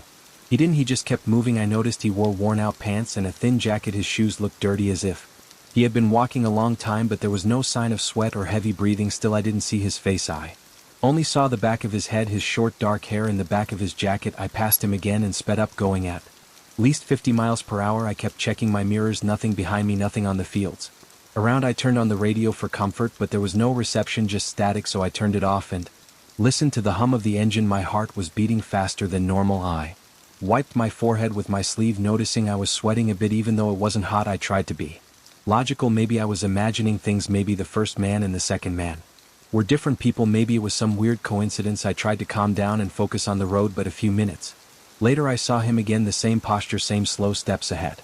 On the shoulder I pressed the brakes hard, slowing the car down to a crawl. I could feel a heaviness in my stomach. My breathing got shallow. I wanted to turn around and go back, but where would I go? The nearest town was behind me by several miles. The next one ahead was even farther. I was stuck. There was only this empty stretch of road and this strange man appearing again and again. This time I stopped the car about 20 ft behind him. I left the engine running and clicked on my hazard lights, hoping that maybe he would notice me. I leaned out the window and called out, "Hey." My voice sounded shaky. I waited, but he didn't turn around. He kept walking. His shoulders moved slightly with each step. I heard movement, then quiet. I waited for a long time. The barking didn't start again that night. I thought maybe I scared it off, but the following night the barking returned. I tried the same tactic, shouting, making noise. It didn't stop this time. It just kept barking at intervals. I went out again, flashlight in hand. I tried shining it everywhere. Looking through the chain link fence, I caught a glimpse of it several yards away behind some shrubs. It was sitting almost upright, holding onto a branch with a hand-like limb. It barked when once more I shouted again, "Leave me alone." It turned its head slightly, then moved off, crawling on all fours out of sight. Over the next few days I tried ignoring it. I tried sleeping with earplugs. The barking still broke through. I tried playing music quietly. It didn't help. I took short naps whenever I could to cope with the lack of sleep. I got used to the routine. At night I would listen, wait for the barking, and then either try to ignore it or step outside to shine a light. I never found tracks that made sense. I never found droppings or fur, just flattened grass and an occasional disturbed patch of dirt. Eventually I stopped trying to figure it out. I just accepted that there was something out there that I didn't understand. It never attacked me. It never came into my yard. It stayed in its place. Barking at night, showing itself only when I tried to see it. I gave up on driving it away. The barking kept coming every night, and I learned to sleep in short bursts or just endure the fatigue. I still think about what it might be, but I have no proof of anything. I only have those nighttime encounters, the smell of damp earth, the sight of that hunched shape, the sound of that strange forced bark. I don't know what it.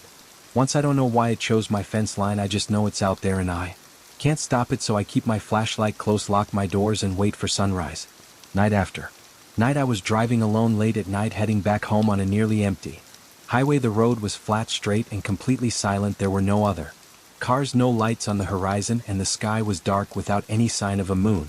I had my headlights on low beam because there was no one to blind, and I tried to keep my eyes on the center line to avoid drifting. I was tired but not sleepy. I just wanted to get home and drop into bed. As I moved forward, I saw someone walking on the shoulder of the road on the right side. It was a man wearing dark clothes, moving at a slow pace. His back was to me. I couldn't see his face. He looked thin and a bit hunched. The way he moved looked stiff. At first I considered slowing down. Maybe he was in trouble, but this area was known for nothing, just dry fields and abandoned shacks far from the main towns. Nobody normal walked out here at this hour. I decided it was none of my business and passed him. I drove by him at maybe 40 miles per hour. He was walking so slowly that it felt wrong. I glanced at him as I passed. I saw short dark hair and a pale neck, but no real details. He didn't turn to look at me. He didn't react. It was just a quiet figure on the side of the highway. I shrugged it off and kept going. A minute later I noticed something strange up ahead. My headlights caught another figure on the right side of the road. As I got closer, my stomach tightened. It looked like the same man, same stance, same slow steps, same dark clothes. He was a little hunched over as if tired, but how could he be here again? I had just passed him less than a mile back. There was no way he could have outrun my car. There were no turns or shortcuts. There was nowhere to hide and reappear. My throat felt dry. I swallowed, gripped the wheel, and kept my foot on the gas. When I reached him this time, I slowed slightly and opened my window an inch, trying to hear if he said anything. He didn't. He just kept moving. I noticed he wore worn-out pants and a thin jacket. His shoes looked dirty, as if he had been walking a long time, but there was no sign of sweat or heavy breathing. Still, I didn't see his face. I only saw the back of his head, his short dark hair, and the back of his jacket. I passed him again and sped up, going at least 50 miles per hour. I kept checking my mirrors. Nothing behind me, nothing on the fields around. I turned on the radio for comfort, but there was no reception, just static, so I turned it off and listened to the hum of the engine. My heart was beating faster than normal. I wiped my forehead with my sleeve, noticing I was sweating a bit. Even though it wasn't hot, I tried to be logical. Maybe I was imagining things. Maybe the first man and the second man were different people. Maybe it was some weird coincidence. I tried to calm down and focus on the road, but a few minutes later I saw him again, the same posture, same slow steps ahead. On the shoulder I pressed the brakes hard, slowing the car down to a crawl. I could feel a heaviness in my stomach. My breathing got shallow. I wanted to turn around and go back, but where would I go? The nearest town was behind me by several miles. The next one ahead was even farther. I was stuck. There was only this empty stretch of road and this strange man appearing again and again. This time I stopped the car about 20 ft behind him. I left the engine running and clicked on my hazard lights, hoping that maybe he would notice me. I leaned out the window and called out, "Hey." My voice sounded shaky. I waited, but he didn't turn around. He kept walking. His shoulders moved slightly with each step, but nothing else changed. I got out of the car. My legs felt stiff and my hands were shaking a bit. I took a few steps toward him. The gravel on the shoulder crunched under my shoes. I could smell dust in the air. I called out again, "Hey, man, what's going on?" No answer. I walked closer. My heart was pounding and I could feel sweat on my back. I stopped about 6 foot behind him. He kept moving at the same slow pace. I could see his jacket was old and torn near the bottom. I saw a tiny tear on the right shoulder. His hair was short and neat, but it didn't look styled. I reached out and said, "Dude, can you hear me?" Still nothing. I considered touching him, but something held me back. I felt a heaviness in my arms and a cold feeling in my chest. Instead I stepped back. I moved around and tried to see his face from the side as I walked backward, but as soon as I tried to get a diagonal view, he seemed to angle himself, so I never got a good look. I stumbled back to the car, keeping my eyes on him. I got in, locked the doors, and sat there breathing hard. He just kept walking ahead slowly, steadily. I didn't know what else to do. I didn't have cell service out here, so calling anyone was pointless. I told myself to just drive around him again and keep going. Maybe he would vanish at some point. I pulled back onto the road and passed him once more. I didn't look at him this time. I faced forward and pressed the accelerator. My car felt safe. The tires hummed on the asphalt and my headlights illuminated the nothingness ahead. The night was quiet except for my engine. I checked the rearview mirror. I saw him shrinking into the distance behind me. After a while he was gone from sight. I kept going. 10 minutes later my jaw clenched. Up ahead I saw a figure.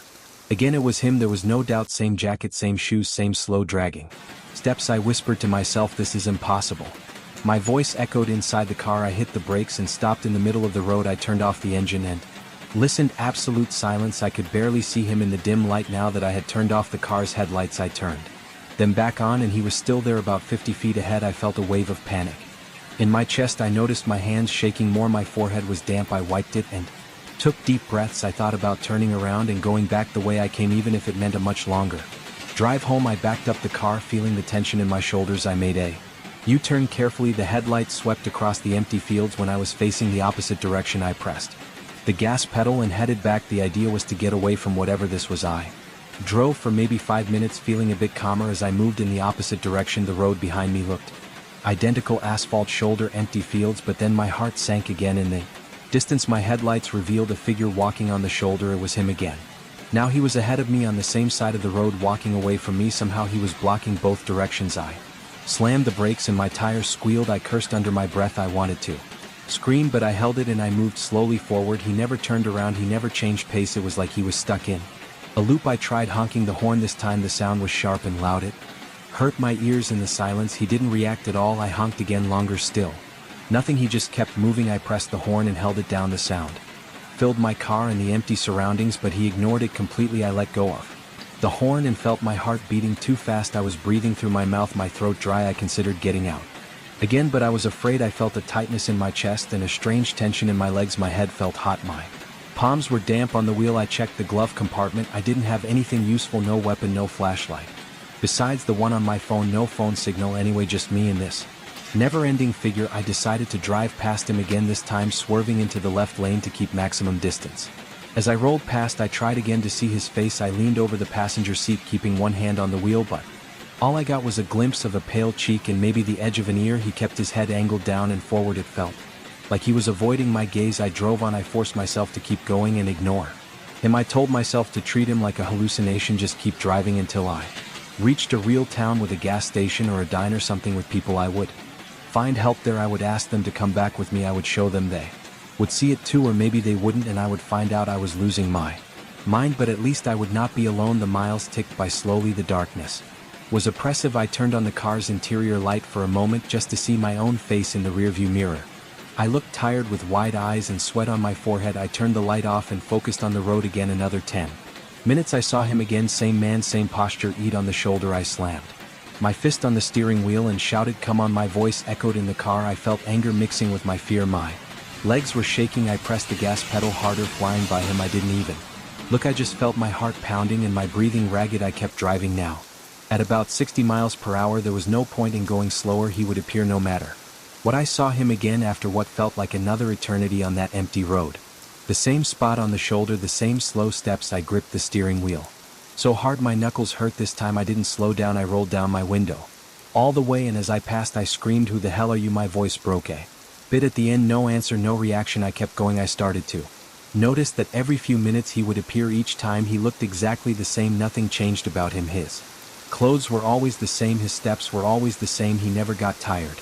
He never sped up. He never slowed down. It was like a loop. I thought about stopping and waiting for daylight, but that might take out hours, and I didn't want to be stuck here with him. I thought about leaving the car and walking into the fields, but I had no idea what was out there. Just darkness and silence. No lights anywhere, no houses, no signs, no nothing. I tried turning on the radio, but nothing else changed. I got out of the car. My legs felt stiff and my hands were shaking a bit. I took a few steps toward him. The gravel on the shoulder crunched under my shoes. I could smell dust in the air. I called out again, "Hey, man, what's going on?" No answer. I walked closer. My heart was pounding and I could feel sweat on my back. I stopped about 6 foot behind him. He kept moving at the same slow pace. I could see his jacket was old and torn near the bottom. I saw a tiny tear on the right shoulder. His hair was short and neat, but it didn't look styled. I reached out and said, "Dude, can you hear me?" Still nothing. I considered touching him, but something held me back. I felt a heaviness in my arms and a cold feeling in my chest. Instead I stepped back. I moved around and tried to see his face from the side as I walked backward, but as soon as I tried to get a diagonal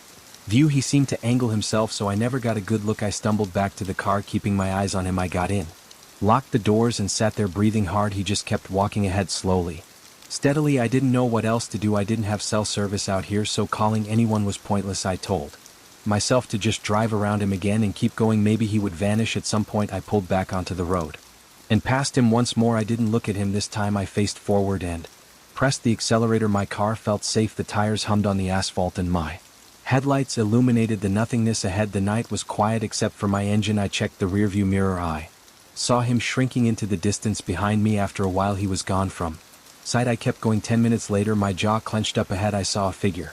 Again it was him, there was no doubt. Same jacket, same shoes, same slow dragging steps. I whispered to myself, this is impossible. My voice echoed inside the car. I hit the brakes and stopped in the middle of the road. I turned off the engine and listened. Absolute silence. I could barely see him in the dim light. Now that I had turned off the car's headlights, I turned them back on and he was still there. About 50 feet ahead I felt a wave of panic in my chest. I noticed my hands shaking more. My forehead was damp. I wiped it and took deep breaths. I thought about turning around and going back the way I came, even if it meant a much longer drive home. I backed up the car, feeling the tension in my shoulders. I made a U-turn carefully. The headlights swept across the empty fields. When I was facing the opposite direction, I pressed the gas pedal and headed back. The idea was to get away from whatever this was. I drove for maybe 5 minutes, feeling a bit calmer. As I moved in the opposite direction, the road behind me looked identical. Asphalt, shoulder, empty fields. But then my heart sank again. In the distance, my headlights revealed a figure walking on the shoulder. It was him again. Now he was ahead of me on the same side of the road, walking away from me. Somehow he was blocking both directions. I slammed the brakes and my tires squealed. I cursed under my breath. I wanted to scream, but I held it and I moved slowly forward. He never turned around. He never changed pace. It was like he was stuck in a loop. I tried honking the horn. This time the sound was sharp and loud. It hurt my ears. In the silence, he didn't react at all. I honked again, longer still. Nothing. He just kept moving. I pressed the horn and held it down. The sound filled my car and the empty surroundings, but he ignored it completely. I let go of the horn and felt my heart beating too fast. I was breathing through my mouth, my throat dry. I considered getting out again, but I was afraid. I felt a tightness in my chest and a strange tension in my legs. My head felt hot. My palms were damp on the wheel. I checked the glove compartment. I didn't have anything useful. No weapon, no flashlight. Besides the one on my phone, no phone signal anyway, just me and this never-ending figure. I decided to drive past him again, this time swerving into the left lane to keep maximum distance. As I rolled past, I tried again to see his face. I leaned over the passenger seat, keeping one hand on the wheel, but all I got was a glimpse of a pale cheek and maybe the edge of an ear. He kept his head angled down and forward. It felt like he was avoiding my gaze. I drove on. I forced myself to keep going and ignore him. I told myself to treat him like a hallucination, just keep driving until I reached a real town with a gas station or a diner, something with people. I would find help there. I would ask them to come back with me. I would show them they would see it too, or maybe they wouldn't, and I would find out I was losing my mind, but at least I would not be alone. The miles ticked by slowly. The darkness was oppressive. I turned on the car's interior light for a moment just to see my own face in the rearview mirror. I looked tired with wide eyes and sweat on my forehead. I turned the light off and focused on the road again. Another 10 minutes. I saw him again. Same man, same posture. Eat on the shoulder. I slammed my fist on the steering wheel and shouted, "Come on." My voice echoed in the car. I felt anger mixing with my fear. My legs were shaking. I pressed the gas pedal harder, flying by him. I didn't even look. I just felt my heart pounding and my breathing ragged. I kept driving now. At about 60 miles per hour, there was no point in going slower. He would appear no matter what. I saw him again after what felt like another eternity on that empty road. The same spot on the shoulder, the same slow steps. I gripped the steering wheel so hard my knuckles hurt. This time I didn't slow down. I rolled down my window all the way, and as I passed I screamed, "Who the hell are you?" My voice broke a bit at the end. No answer, no reaction. I kept going. I started to notice that every few minutes he would appear. Each time he looked exactly the same. Nothing changed about him. His clothes were always the same. His steps were always the same. He never got tired. He never sped up. He never slowed down. It was like a loop. I thought about stopping and waiting for daylight, but that might take out hours, and I didn't want to be stuck here with him. I thought about leaving the car and walking into the fields, but I had no idea what was out there. Just darkness and silence. No lights anywhere, no houses, no signs, no nothing. I tried turning on the radio again, hoping to catch any signal, any human voice. Nothing, just static. I tried my phone one more time. No signal. The battery was still okay, but it didn't matter. I was isolated. I drove back and forth a few times, testing something. I would go forward until I saw him, then I would turn around and drive back until I saw him again. No matter which way I went, he was always ahead of me, always walking in the same direction I was driving, always ignoring me. After an hour of this madness, I felt exhausted. My shoulders ached from tension. My eyes burned from staring into the darkness. My heart still beat fast and my mouth felt dry. I tried to drink some water from a bottle I had on the passenger seat. It was warm and stale, but it helped a bit. Eventually I decided to try something else. I pulled over, got out of the car, and walked toward him again. This time I had my phone flashlight on. He was about 30 feet ahead. I approached slowly, shining the light on his back. His jacket looked brown under the beam. I noticed dust on his shoulders and small stains on his pants. I listened hard, Trying to hear breathing or footsteps, all I heard was a faint shuffle as his shoes touched the ground. I moved closer.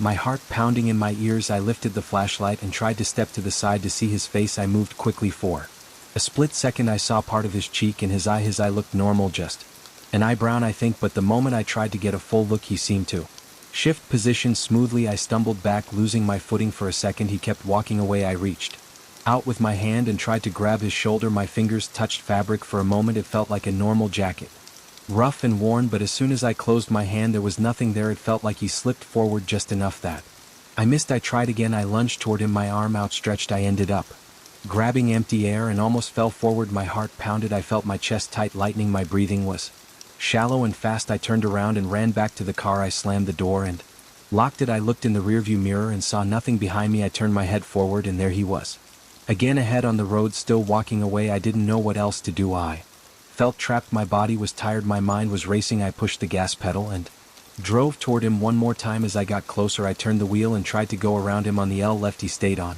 the shoulder. I passed him and kept going. For the next hour I just kept driving. He appeared at intervals, always ahead. I passed him again and again. I tried not to look at him. I focused on the road lines, on my speedometer, on the feeling of the wheel in my hands. I just kept moving forward, hoping something would change. Then, after what felt like a long time, I noticed the sky was getting slightly lighter. Dawn was coming. The darkness was lifting. I didn't see him again. As the faint light spread over the fields, I realized that the shoulder ahead was empty. No one was there. I kept driving and soon I saw a distant building. It looked like a small gas station or maybe a rest stop. I pressed the accelerator, my hands trembling on the wheel. When I finally reached that building, the sun was just below the horizon and the emptiness of the night was gone. I parked and got out. My legs were stiff and my body felt drained. The place was run down, but it had a working phone inside. I called a friend to come get me. I didn't say much about what happened. I just waited by my car, checking the road. Nobody was there. It was quiet and empty again. I never figured out who that man was or how he kept getting ahead of me, but I didn't see him again. And I never took that route alone at night. After that I didn't need answers. I was just relieved it was over. I remember walking into the building lobby late in the afternoon. The place was quiet and almost empty. I needed to go up to a certain floor to pick up a document. I wasn't thinking about anything unusual. I was just tired and wanted to finish my errand quickly. The elevator doors opened and no one else was inside. I stepped in, pressed my floor number and waited. There was a gentle hum as the elevator started moving upward. The ride seemed normal.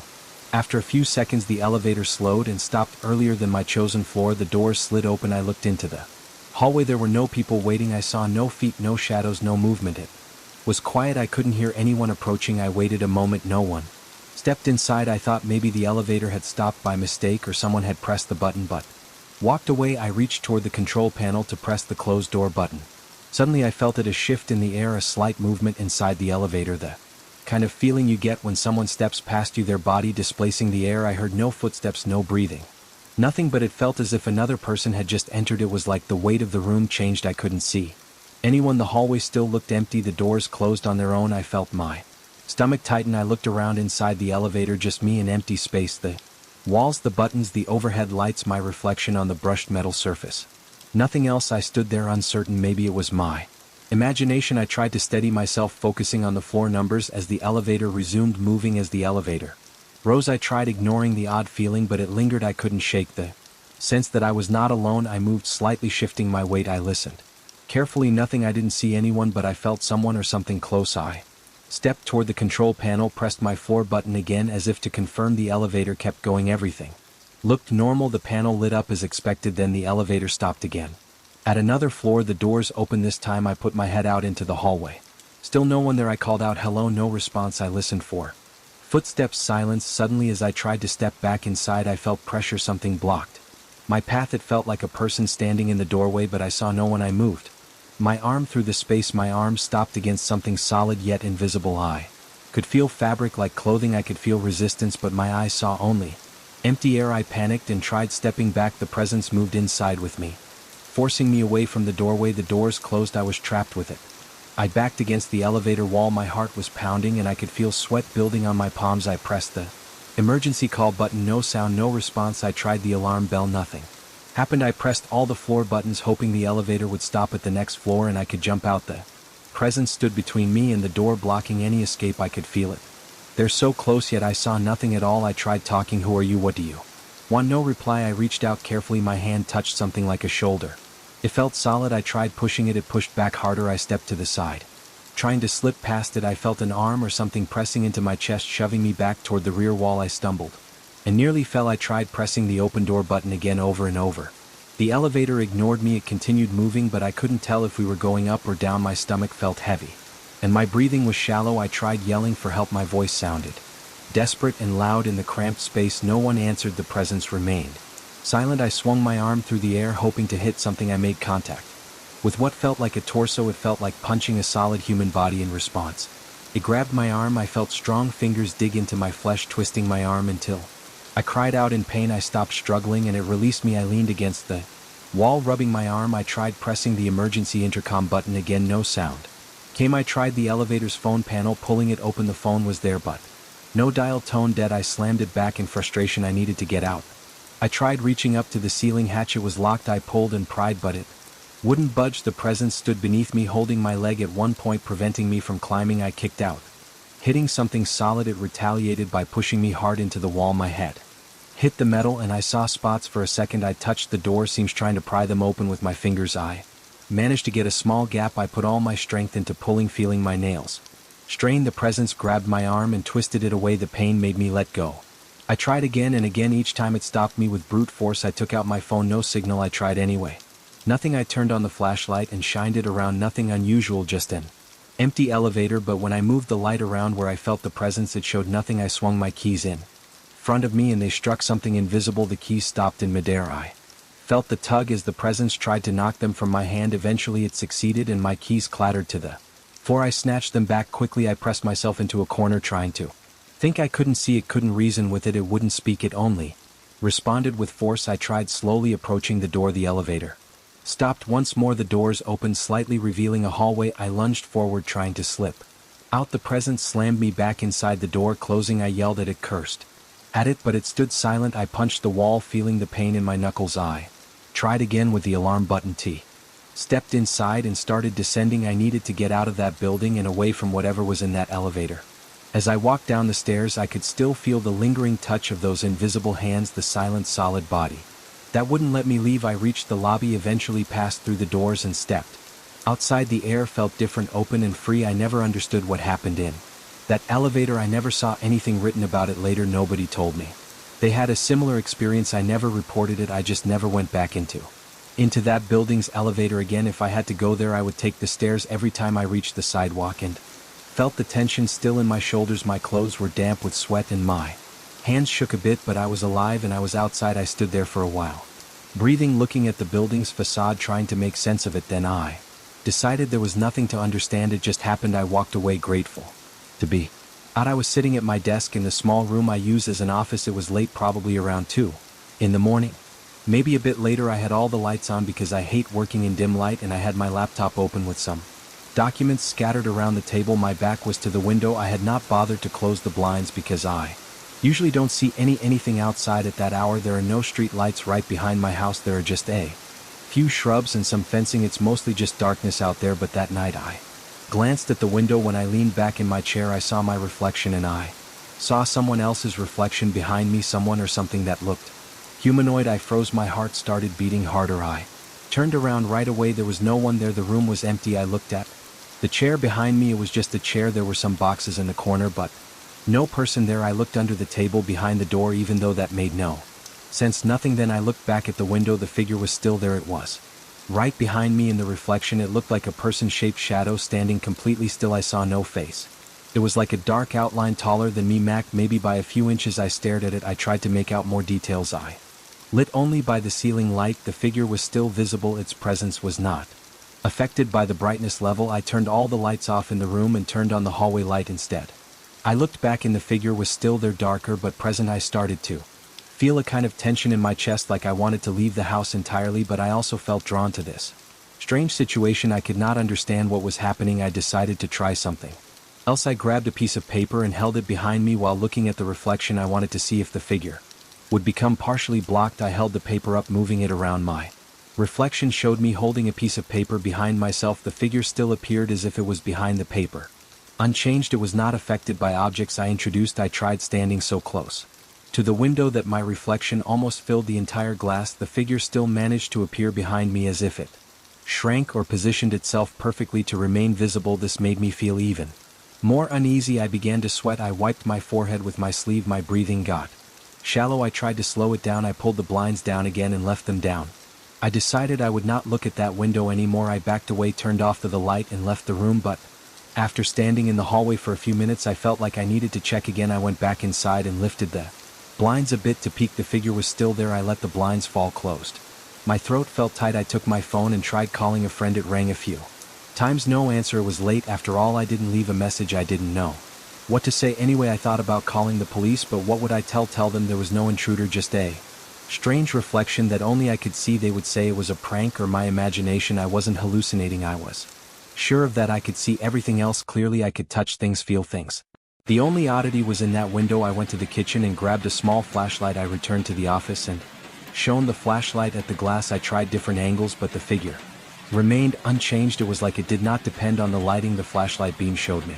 Dust on the glass, some smudges, but nothing that explained the figure. I decided to block the reflection entirely. I took a sheet of cardboard from one of the boxes and taped it over the window from the inside. Now I could not see anything in the glass. The cardboard covered it completely. I stood there for a moment staring at the cardboard, half expecting it to show some shape, but it was just cardboard. I tapped on it. I knocked lightly. Nothing happened. I waited a while just listening. I heard my own breathing, a slight ringing in my ears from the silence. After a few minutes I felt calmer. The figure was out of sight. At least if I couldn't see it, I didn't have to deal with it. I turned off the lights and left the office. I locked the door out of habit, even though that made little sense. I moved to the living room and sat on the couch. I tried to think about something else, but every time I closed my eyes I pictured that dark shape. It didn't do anything. It just stood there in the reflection. I couldn't understand why. I tried to recall if I had noticed anything strange before that night. I hadn't. Everything seemed normal until I looked at that window. I considered sleeping in the living room. It was late and I was tired, but I knew I wouldn't sleep easily. My mind kept going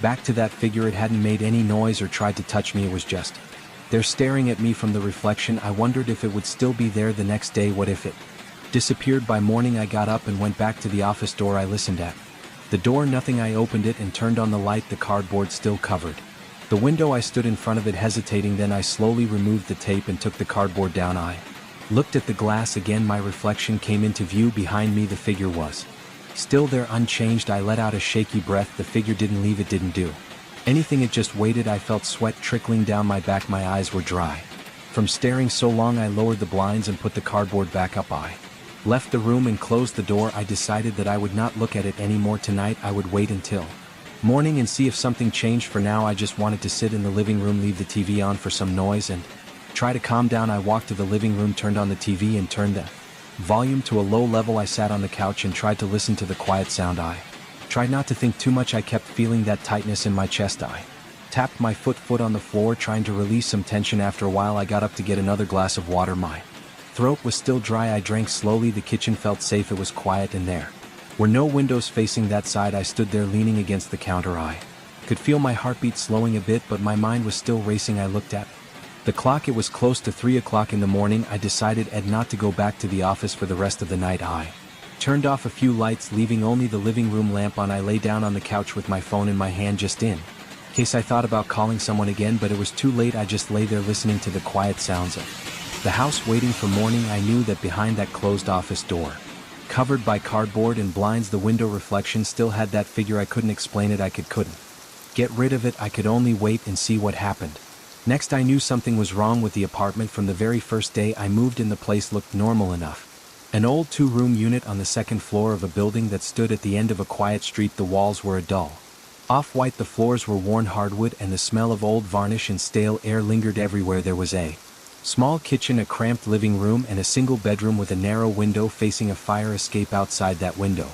I could see the brick wall of the next building over, which was about 4 feet away. The bathroom was small and had an old toilet with a chain flush. Nothing looked special or strange, but the front door never stayed locked. That was the problem. The first night I tried to lock it, I tested it 3 times. I turned the deadbolt, pressed my shoulder against the door, pulled on the knob, and felt it was secure. I even slid a chain across it. I tested all of it. It was fine. I went to bed feeling a bit uneasy because it was an old building and I was still getting used to it. The guy who rented it to me had said it was cheap because it was old.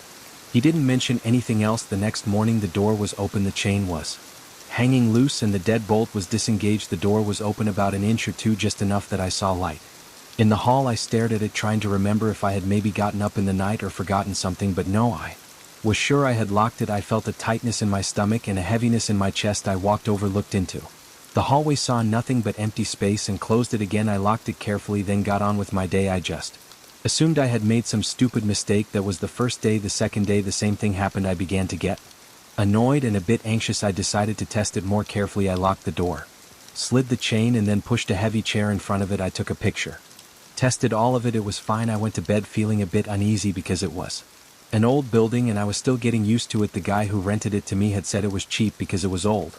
He didn't mention anything else. The next morning the door was open, the chain was hanging loose and the deadbolt was disengaged. The door was open about an inch or two, just enough that I saw light.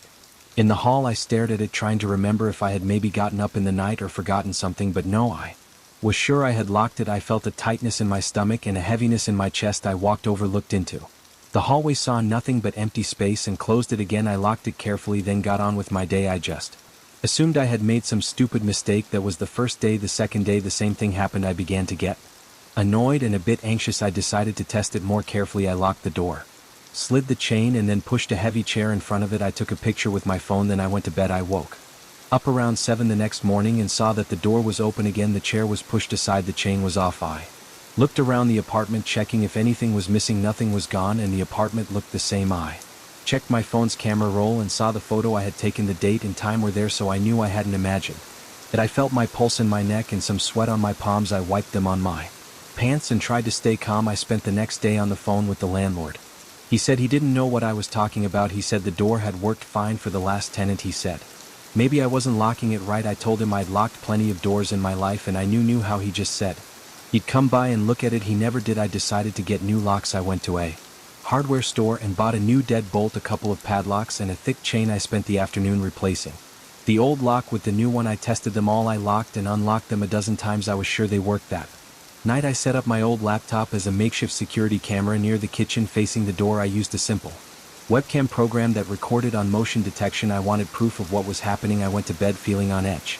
I left a small lamp on in the living room so I wouldn't have to fumble around in the dark if something happened. I tried to sleep, but every noise made me turn my head. The building's pipes clanked. Sometimes the neighbor TV murmured through the thin walls. Cars passed outside. I checked the time on my phone every hour or so. Eventually, sometimes after midnight, I drifted off. I woke up to the sound of the door opening. It was a gentle sound, just a slight creak, but it was enough to snap my eyes open. My heart pounded. I got out of bed slowly and felt the wooden floor cold under my feet. I moved toward the living room. My mouth felt dry. The small lamp threw a weak light on the door. It was open again, just a crack, and I saw the new locks hanging loose exactly like the old ones had. The chain was undone. The padlocks were on the floor. They weren't broken, just open. My security camera setup was still there. I leaned over, grabbed my laptop, and checked the recording. The webcam had captured nothing. The video showed the door as normal 1 second, and then the next second it was open. There was no sound of footsteps. Nothing moved in front of the camera. It was like a jump cut. I played it back several times, leaning close to the screen. Nothing. The door just seemed to open on its own. I locked it again. I felt a slight tremor in my hand as I turned the new deadbolt. I tried to breathe slowly. My throat felt tight. I didn't know what to do. I didn't believe in anything supernatural. I never had. I still don't, but I couldn't explain what was going on. I decided to stay awake until morning, just sitting there in the living room staring at the door. I didn't move from the chair. I waited. Nothing else happened that night. The next day I tried to talk to the neighbors. Most of them didn't seem to care. They were older people who had lived in the building for a long time. I asked if they ever had trouble with their doors. They said no. One guy just shrugged and said it was an old building. He told me the doors and floors were warped and maybe the locks weren't lining. But I knew I had changed the locks myself. Another neighbor said he never heard anything from my apartment. He looked at me like I was bothering him. I went to the building manager's office. It was a small dusty room on the ground floor. The manager was a middle-aged guy with a tired face. He said if I wanted he could try to look at the door. He followed me upstairs and tried the locks himself. He said they seemed fine. He said maybe someone had a key. He offered to change the doorknob. I accepted. We changed the doorknob together and he gave me the only set of keys for the new one. I watched him throw the old knob in a trash bin in the hallway. There was no way anyone else had a copy that night. I set up 2 cameras, one facing the door from the inside and another one facing the door from the outside, mounted in the hallway. The landlord would probably get mad that I did that, but I needed to see what was going on. I plugged both into my laptop and set them to record continuously. Then I locked the door again with everything I had, the new dead bolt, the chain, and the padlocks. I felt the metal in my hands. It was solid and cold. The chain was thick, the locks were sturdy. I knew they were good because I had tested them. I sat in my living room chair just a few feet from the door. I had a baseball bat on my lap. I didn't even remember where I got it, but it had been in my storage box. As I held it across my knees waiting, I felt sweat on my forehead. I wiped it with the back of my hand. The apartment was quiet except for a distant hum from the fridge and the faint traffic outside. I looked through the laptop screen, watching both camera feeds side by side. The hallway outside was empty. My apartment's doorway was quiet. Hours passed. I felt my back getting stiff. My legs were getting sore. I wanted to lie down, but I forced myself to stay awake. I drank some water from the sink. I ate a cracker or two from a box in the kitchen. I went back to my chair. I forced my eyes to stay open. The apartment grew colder as the night went on, and I turned the heater knob, but it didn't seem to help much. At around 2 in the morning, I thought I heard something. It wasn't loud. It was like a soft click, almost like a lock turning. I looked at the door. Nothing moved. I looked at the laptop. The outside camera showed the hallway empty. The inside camera showed the door standing still. I leaned forward, gripping the bat. I breathed through my mouth slowly and tried not to make noise. Then the door opened. It opened about an inch, maybe two. It made a quiet creak. I saw the chain slide free and the padlocks fall to the floor one after another, making a muffled clank. I saw the deadbolt turn by itself. I was right there, only a few steps away. I saw it happen in front of my eyes. My heart pounded so hard it hurt. I tasted something bitter in my mouth. I felt a pressure in my chest that made it hard to breathe. My hands shook. I tried to stand up holding the bat, but my knees felt weak. I looked at the laptop. The outside feed showed nothing. The hallway was empty. The inside feed showed what I was seeing with my own eyes. The door was opening on its own. There was no one there. I could feel my pulse in my ears. I reached out with the bat and nudged the door. It swung open silently. I saw the empty hallway. The lights were dim. No one was out there. I took a step forward and stood in the doorway. I looked left and right. The hallway was empty, just the same faded wallpaper and old light fixtures. I looked at the hinges of my door. They seemed fine. I looked at the floor. It was flat and stable. I tried to pull the door shut. It closed normally. I locked it again. I slid the chain. I stepped back, still holding the bat. My heart was still hammering. I watched the door for another hour. It stayed closed. Eventually I fell asleep in the chair. I woke up with a stiff neck and the bat still in my hand. The door was still closed, but all the locks were off again. The next day I went through the footage on the laptop frame by frame. I saw the exact moment the door opened. The chain flew back as if someone had moved it. The padlocks clicked open one by one. The deadbolt turned, but there was no one there. The outside camera showed nothing at all. The hallway was empty. The whole night I had proof, but what would I do with it? I called the landlord again and told him. He didn't believe me. I offered to show him the video. He said he didn't have time and that if I wanted to break my lease I could, but he wouldn't give me back my deposit. He sounded tired of my complaints. I talked to a friend on the phone. He told me to leave. I considered it, but I didn't have much money. This place was cheap. Also, I couldn't wrap my head around it. I wanted to know what was going on. I tried another idea. I removed the chain and padlocks entirely and replaced them with a new latch I bought at the hardware store. I even screwed a sliding bolt into the frame. I tested it all that night. I put the cameras back up. I tried to stay awake again, but at some point I dozed off. I woke up hours later to the sound of the door creaking. I jumped up, ran to it, and found it ajar again. The new latch was on the floor. The sliding bolt was undone. I felt a pain in my stomach that made me want to throw up. I didn't, but I felt shaky. I locked it again, but by now I knew it would never stay locked. The following night I sat down on the floor in front of the door. I had a flashlight and a crowbar. I pressed my ear against the wood, hoping to hear something. I heard nothing. The building was quiet. A pipe rattled now and then. I whispered to myself, trying to calm down. I told myself I just needed a solution, but I didn't know what to do. There was no sign of forced entry. There were no marks under the wood. There was no damage to the locks. They just opened. Somehow I ended up grabbing all my stuff and pushing it into the bedroom. I locked myself inside the bedroom and wedged the dresser against the door. The bedroom door had a simple lock, nothing special. I sat on the bed waiting. I heard the front door open sometime in the early morning, but I didn't go out to check. I just sat there holding my knees, breathing slowly, trying not to panic. My heart was beating fast and my hands were sweating again. When morning came, I checked the front door. It was open again. The hallway was empty. I closed it without bothering to lock it. What was the point? It would open anyway. I picked up the phone and called a locksmith. He came by and looked at everything. He said it was fine. He installed another brand new lock, top quality. He charged me a lot for it. I paid because I didn't know what else to do. That night the door opened again. I watched it happen right in front of me. The locksmith's work made no difference. After that I realized I couldn't fight it. I couldn't figure it out either. I stuffed a towel under the door so it wouldn't swing open all the way. That didn't help. The towel would be tossed aside. By morning I tried jamming a chair under the knob. I found the chair moved out of the way every time. I tried stacking boxes against the door. They would be pushed aside. It didn't matter what I did, the door would always Open. I didn't sleep well. I felt tired and worn down. My appetite got worse. Every time I tried to relax I thought about that door. I worried that maybe someone was coming in, but I never saw anyone. Nothing was ever stolen. I tried staying in the hallway at night waiting for something, but nothing happened while I watched. It only happened when I was inside half asleep or distracted. In the end I decided to move out. I packed my things over a couple of days, looking over my shoulder at the door every few minutes. On my last night I slept in my clothes. I left the door unlocked because it would have opened anyway. I kept one camera rolling, but I knew what I'd see. Nothing, just that door opening by itself and no one there. The next morning I carried my boxes downstairs. I looked at the building manager, who just gave me a bored shrug. I stepped out onto the street and started walking. I didn't know where I'd go next, but I knew I wasn't staying here. As I walked away I could picture the door upstairs slowly drifting open again with nobody around. I felt a chill on the back of my neck as I turned the corner. I didn't look back. I knew I wouldn't get any answers. I just wanted to get out of there. I was sitting in my home office around midnight, staring at my computer screen, trying to finish some reports for work.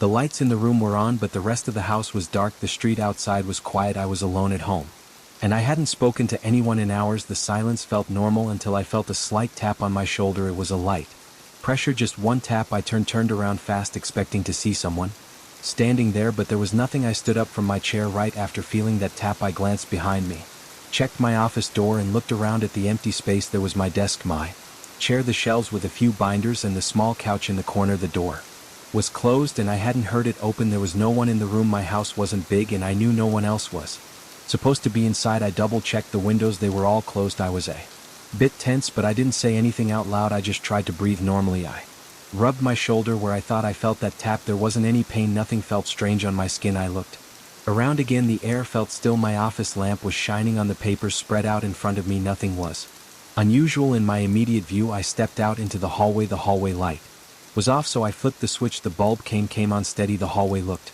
clear. No furniture had moved. The doors were all closed like I left them. I walked down the hallway, checking each room. My bedroom door was closed. I pressed my ear against it. No sound. I opened it carefully. I looked inside my bed, my dresser, my closet. Door shut as normal. Nothing out of place. I didn't smell anything odd. I didn't see any shadows moving. I closed the bedroom door and checked the guest room next. That door was also closed. I opened it, switched on the light, and looked around. Same situation, everything in its place. My old bookshelf, the small desk with nothing on it, the window locked. Nothing strange. I moved to the living room. I turned on a lamp near the couch. The living room was quiet. My TV was off and it reflected a bit of the lamp light. I stood there listening. The refrigerator in the kitchen made a low hum. I could hear that sound because everything else was silent. I walked into the kitchen, checked the back door was locked. I pulled on it to make sure solid. I checked the window above the sink, locked. I touched the countertops, opened a couple of cabinets, just looking for anything that might explain what. My shoulder, remembering that moment. The feeling had been very real, but I had found no one. I had searched my entire home, turned on every light, and waited for any sign. I got nothing. I saved my work on the computer and closed the documents. I turned off the computer monitor and listened, just the low hum of the machine, the faint sound of the TV in the other room. My house was quiet. I got up, grabbed my phone, and went to the living room. I left the TV on and just sat there waiting for the morning light to come through the windows. I felt safer with the TV's low voices. They felt human and ordinary. As I sat there, I looked toward the hallway one more time. No movement, no shadows, no sound. Eventually the sky outside started to lighten. I could see a faint gray through the curtains. I stood up and turned off the hallway light. I looked back at my office door and saw nothing but my desk and chair inside. I took a deep breath and let it out slowly. I felt my heart rate settle down. I spent the rest of that early morning on the couch, keeping quiet, half watching the TV, half listening to the silence. Nothing else happened. When the sun finally came up, I felt more grounded. I checked my doors and windows one last time before getting ready for the day. They were still locked. Everything was normal. I ended up leaving for work without any clear answers, but I know what I felt that night. I felt something tap my shoulder. I don't know what it was, and I didn't see anyone, but I know what happened. It still bothers me, but I have no proof. I was alone and there was nothing else I could do. I knew something was off on my first night in that new place. I remember sitting on the old couch in the living room trying to relax after unpacking my kitchen boxes when I noticed a low, steady sound coming from the end of the hallway. It sounded like a faint hum or chant. It was quiet. I could barely hear it. I stopped what I was doing to listen more closely. The sound was coming from the last bedroom at the end of the hall, the one I hadn't put anything in yet. The door was open and the lights were off. It was just this empty room with bare walls and an uncovered window. There shouldn't have been any noise at all. I got up, walked slowly down the hall, and as soon as I reached the doorway, the sound stopped. There was nothing inside. The Room was empty. I stood there for a moment. I looked at the corners, the ceiling, the wooden floor. I looked out. The window, I saw the neighbor fence and the dim lights of the houses across the street. I heard nothing but the faint hum of the refrigerator in the kitchen behind me. I went back to the living room and tried to forget about it. I assumed I must have been hearing something outside, maybe a radio from a nearby house or someone talking out on the sidewalk, but when I settled down again maybe 10 minutes later, I heard that low hum again. It was the same tone, the same feeling of soft chanting or murmuring. I couldn't make out words. It just sounded like a human voice humming something repetitive and quiet, like someone trying not to be heard. I got up again, moving quietly. This time the hallway was dark because the only light on was the one in the living room. I walked slowly, my socks brushing the floor. I tried not to make any noise as I approached the room. The sound kept going until I reached the threshold. The instant I stepped inside, the hum vanished. I turned on the ceiling light. I checked every corner. I looked behind the door and out the window. Again empty. Silent. I was alone. I felt a prickling on my skin, like a light sweat forming on my forehead. There was no reason for that sound. The house was older but not ancient. It had been renovated a few years back, according to the landlord. The walls were not thin. I didn't see any cracks or openings where someone outside could whisper through. I went to the other empty bedroom, opened its closet, checked under its window. I listened at the walls. Nothing. I tried to ignore it. That night I slept in my own bedroom with the door closed. My bedroom was next to the kitchen, far from that empty room. I kept thinking I would hear that sound again, but I was tired and eventually fell asleep without hearing anything else. The next day I worked on setting up my desk in my home office. I work from home, so I spent the afternoon arranging my computer and sorting out my internet connection. Everything felt normal during the day. It was actually a quiet neighborhood, no traffic noise, just a few birds outside, the buzz of my computer, and the occasional bark from a dog down the street. I went to that empty bedroom a few times during the day, trying to see if anything looked strange. It was just a normal room. The walls were painted white.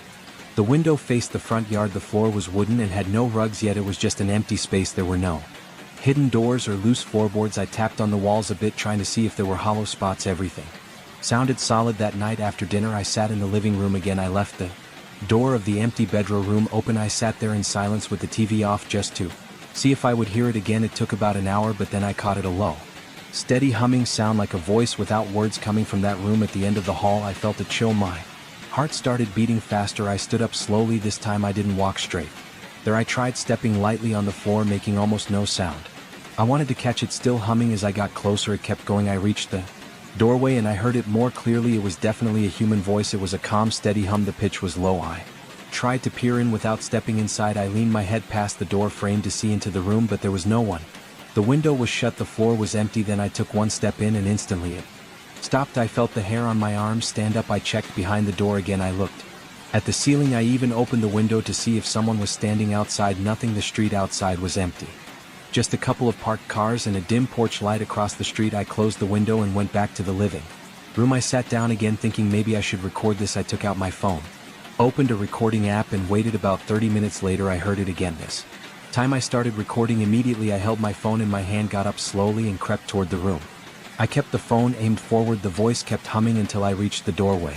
The moment I leaned in silence, I stopped the recording and played it back. Nothing, just my own breathing and some background hiss. I didn't pick up the sound. I cursed under my breath and felt a tension in my neck. I paced around the hallway, flicking the hall light on and off. I tried standing outside the empty bedroom for a long time, listening. Nothing happened. When I waited right outside, the sound only started when I went back to the living room or the kitchen. It was as if it needed some distance from me that night. I tried a different approach. I left my phone inside the empty bedroom with the recording app running, and I walked away.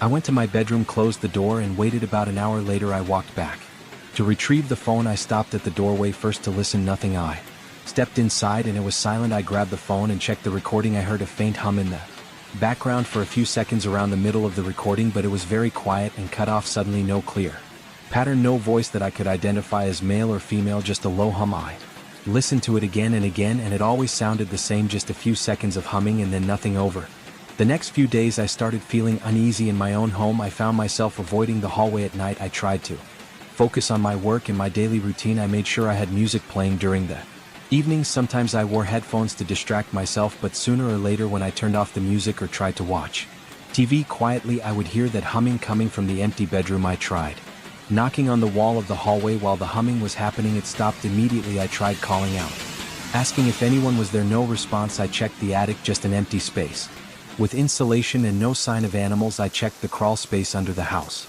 I found some old pipes and wiring, nothing unusual. I got a step ladder and looked closely at the ceiling of the empty bedroom. There were no vents, no hidden speakers. The electrical wiring was simple. The window frame was solid. The closet was just a shallow space with no secret panel. I started to sleep with the TV on in my bedroom so I wouldn't have to listen. It helped a bit, but some nights I turned the volume down on the TV just to see if the humming was still there. It always was. It never became louder, never changed pitch, just a steady low hum, stopping the second I tried to step inside that room. One night I tried another experiment. I placed a cheap baby monitor set that I had bought a long time ago. I didn't have kids, I just thought it might be useful for security inside the empty bedroom. I put the receiver in the living room. At first I heard only static. I waited. Eventually the humming started. I leaned closer to the receiver and I could hear it through the device. It was clearer now, like a voice humming a short sequence of notes. I rushed down the hallway with the receiver in my hand. The humming cut out before I got close. When I checked the transmitter device inside the room, it was untouched. I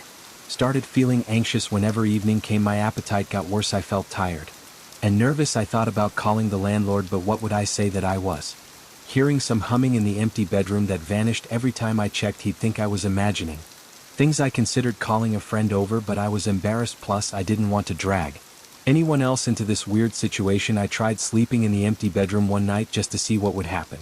I put a sleeping bag on the floor. I turned off all the lights and lay there in the dark waiting. The house was quiet.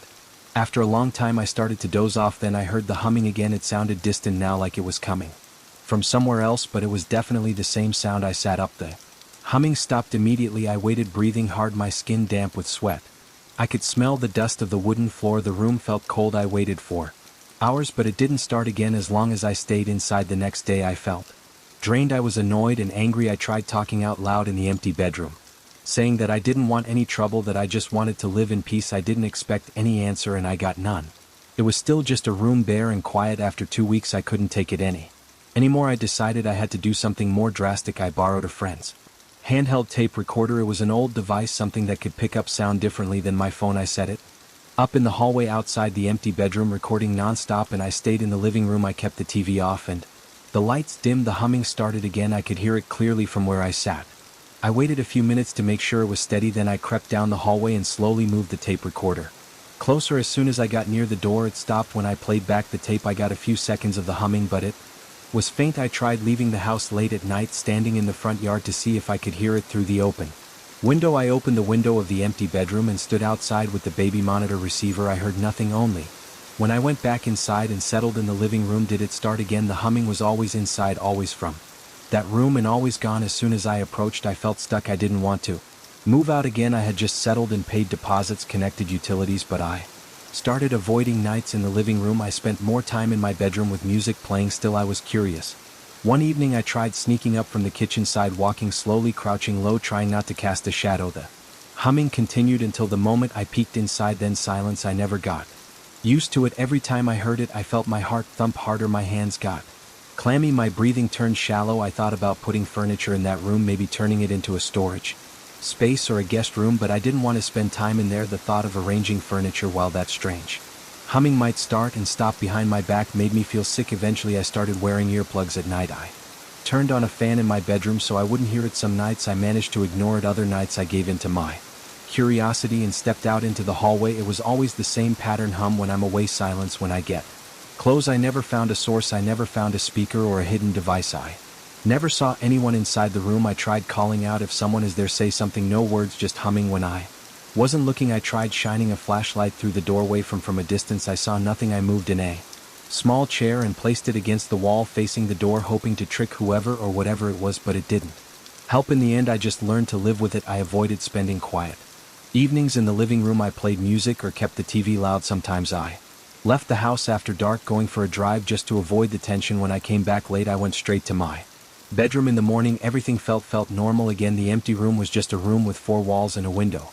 No stains, no marks, no strange smells. To this day, I don't know what caused that humming. I never caught it red-handed, so to speak. It was always careful, always silent. When I was near it, never got louder. It never tried to scare me directly. It never showed any sign that it was aware of me as a person. It just existed in that empty space at night, humming softly, then disappearing. The moment when I tried to confront it, I still live here. The humming continues. Sometimes I've stopped trying to explain it. I just keep my distance and live my life. That's all I can do. I sat down on my couch late in the evening after a long day. I needed to Send a quick voice message to a friend. I picked up my phone, hit the record button, and spoke for maybe 20 seconds, just telling him that I was running late on something and would catch up tomorrow.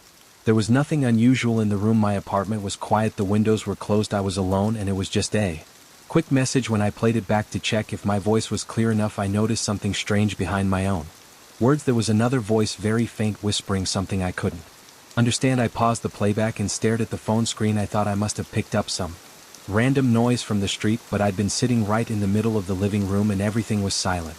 The windows were shut, the TV was off, the ceiling fan was on low, making a slight hum, but that was it. I pressed play again and listened carefully. My voice sounded normal, a little tired, but behind it I heard this soft, low whisper, almost like a breathy mumble. It didn't sound like interference, it sounded like a voice, but I couldn't make out any words.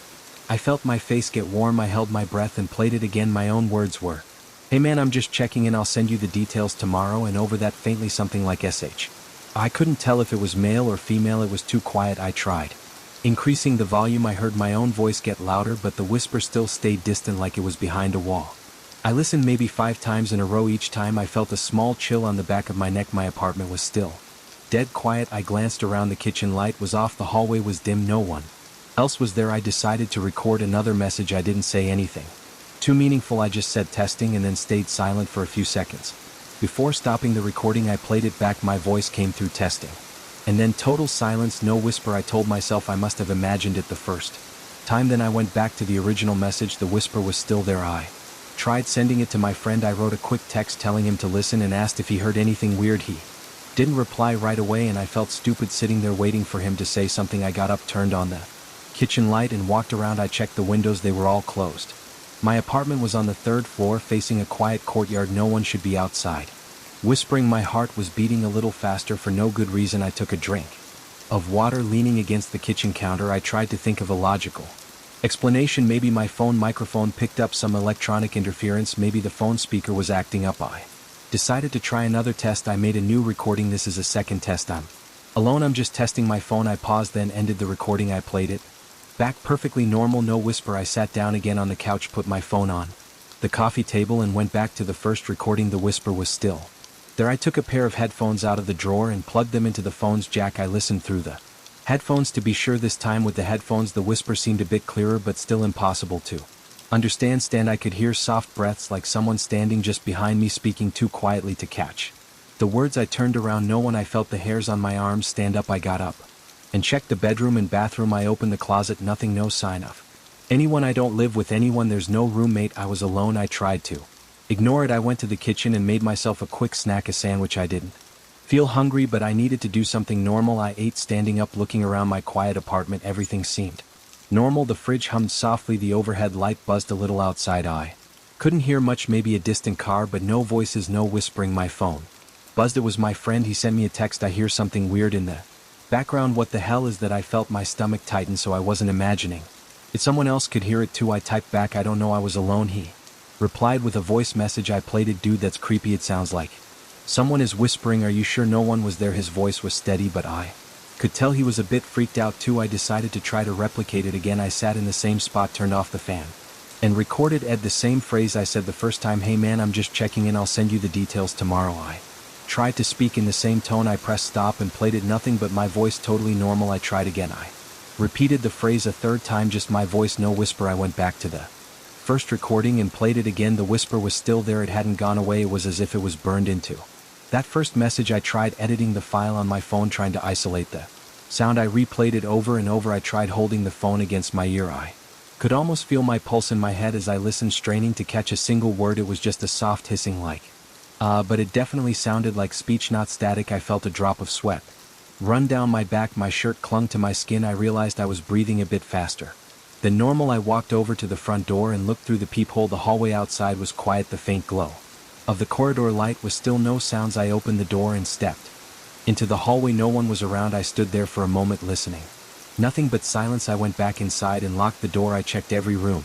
Again, I stood in the center of the bedroom looking at my phone. I recorded another message there, just saying something meaningless. Played it back. Nothing strange. I moved to the bathroom, tried the same test. Nothing strange. I ended up sitting at my desk in the corner of the living room, opening a sound editing app and loading that first voice message. I tried playing with the Equalizer. If I increased the volume of the lower frequencies I could hear a soft raspy voice. If I increased the higher frequencies it became more like a hiss. It never turned into clear words. I texted my friend the edited version. He wrote back, "This is messed up, maybe your phone is broken." I grabbed an old phone from a drawer, a spare I kept for emergencies. I turned it on, recorded myself speaking the same phrase and played it back. Nothing weird. I transferred the original voice message to that old phone just out of curiosity. I listened on the old device. The whisper was still there, so it wasn't the phone's hardware the recording itself contained.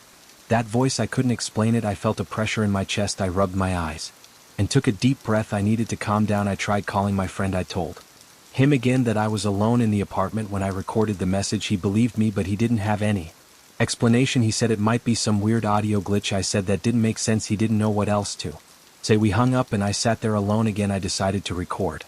Silence. I opened the recording app and hit record without speaking. I kept quiet for about 15 seconds. When I played it back I heard nothing but silence. I tried it again, this time standing where I was originally sitting. Again silence. I repeated the original message one more time. Again it was normal. That whisper never appeared again in any new recording. It was only in that first one. I felt a mix of relief and confusion. If it wasn't happening again, maybe I could forget about it. I tried to move on. I turned on the TV, watched some random show and tried to relax, but after a while I kept picking up my phone and listening to that first voice message. I didn't know why I couldn't let it go. Something about it felt wrong. I turned the TV's volume off and listened again. The whisper sounded like it was behind my own voice, as if someone had leaned over my shoulder as I spoke. I got up and stood in that exact spot. I faced the direction I had been facing. I looked around. There was nothing special about that spot, just my couch, my coffee table, and the TV stand. I paced around the apartment. I tried checking all my electronics. My laptop was in the bedroom closed. My tablet was off. My smart speaker was unplugged. I wondered if some random radio frequency got caught in the recording, but I had never heard of something like that happening in such a realistic way. I stepped out onto my small balcony and recorded something. Just a test outside. I could hear distant traffic. When I played it back it sounded exactly as expected. No whisper, nothing strange. I stepped inside again and closed the balcony door. I pulled down the blinds. I recorded another test message in the living room. Totally normal. I looked at the clock. It was getting late. I couldn't shake off the nervous feeling. My throat felt dry. I turned on all the lights in the apartment. I walked from room to room, looking behind curtains, checking under the bed, opening cabinets. I felt silly, but I did it anyway. There was nowhere for anyone to hide. I was completely alone. I wondered if my apartment's walls were thin. Could I have picked up a neighbor's voice somehow? Maybe someone was whispering next door. At that exact moment I pressed my ear to the wall. I could hear a very faint TV sound from somewhere else in the building, but not close. I tapped the wall. Solid. I never heard my neighbors talk in a whisper before, at least not so clearly, and I didn't record for long. The timing would have had to be perfect. I sat down at my desk and wrote a note on a piece of paper. First recording, whisper present. Subsequent recordings, no whisper. Old phone test, whisper present on original file. Outside test, normal. Whisper never appeared again. I had no answers. I tapped my foot on the floor. My legs felt tense. I realized I was sweating again. My fingertips felt cold. Every time I play that file the whisper gave me this uneasy feeling, like I wasn't alone even though I tried turning on some music. For a while I listened to a couple of songs, hoping to distract myself. It didn't help much. Eventually I decided to try sleeping. I went to the bedroom, got ready for bed, and turned off the lights. The darkness made me feel uneasy. After a few minutes I got up, turned the lights back on, and closed the bedroom door. I left the hallway light on. I didn't like the idea of lying in the dark alone. Knowing that weird whisper existed on my phone, I sat in bed with the phone in my hand. I pressed play one last time. My voice, "Hey man, I'm just checking in. I'll send you the details tomorrow." And right after I said checking in, the whisper came through. It was so quiet I could barely hear it, but it was there. It sounded like someone breathing out a few syllables. Maybe it was saying my name, or maybe it was just nonsense. I couldn't tell. I tried covering my other ear to focus on the sound. It didn't help. It stayed incomprehensible. I closed my eyes and thought about what to do. I had no plan. I was just stuck with this weird recording. Maybe I could delete it and pretend it never happened, but I knew I'd never forget it. I decided to send the file to another friend just to get a second opinion. He was offline, so he wouldn't reply right away. I sent it anyway. Then I plugged my phone into charge and placed it on the nightstand. I got up and checked the front door lock one more time. I made sure the windows were secure. I looked behind the shower curtain. I felt stupid, but I just had to be sure. All clear. I finally turned off the hallway light and got back into bed. My body felt tense. My heart was beating a little faster than normal. I closed my eyes and tried to breathe slowly, thinking that I needed sleep. I couldn't sleep well. I kept thinking I heard something. I sat up a couple of times, holding my breath, listening for anything strange, but the Apartment stayed quiet. Eventually I got tired enough that I started drifting. My head felt heavy and my eyelids were sore. I didn't hear anything in the room. Just the low hum of the fridge in the kitchen and the faint tick of the wall clock. I guess I managed to fall asleep. At some point when I woke up in the morning, the first thing I did was check my phone. I played the recording again. The whisper was still there, unchanged. I tried making a fresh recording in the morning light just to see if anything weird happened. Now it didn't. It was just my voice and silence. I ended up leaving my apartment for a while, going for a walk around the block. I grabbed a coffee and tried not to think about it, but the memory stuck with me, that one strange whisper on one random recording. I couldn't explain it. My friend didn't have any answers. No one did. It was just there, a piece of recorded sound I could not understand. When I got back to my place, everything looked the same, but I felt different. I kept my phone away for a while, not wanting to hear it again. I knew it was still there waiting, but I didn't know what else to do, so I just went on with my day. I remember it started on a Monday night. It was about 2 a.m. when I first noticed the apartment next door. The door was closed as usual. There was no noise. I had just gotten up to get some water. Everything was quiet in my own place. My kitchen light was on low because I hate walking around in total darkness. As I passed my living room window, I saw a flicker in the apartment across the narrow courtyard. It was a quick series of flashes. It came from a window on the same floor, just one unit over. It looked like a lamp turning on and off in a strange, uneven pattern. I stood there watching, a bit confused but not too worried. Eventually it stopped, and I went back to bed. The next night I saw it again, same time, same weird flickering of the lights. It didn't look like someone casually flipping a switch.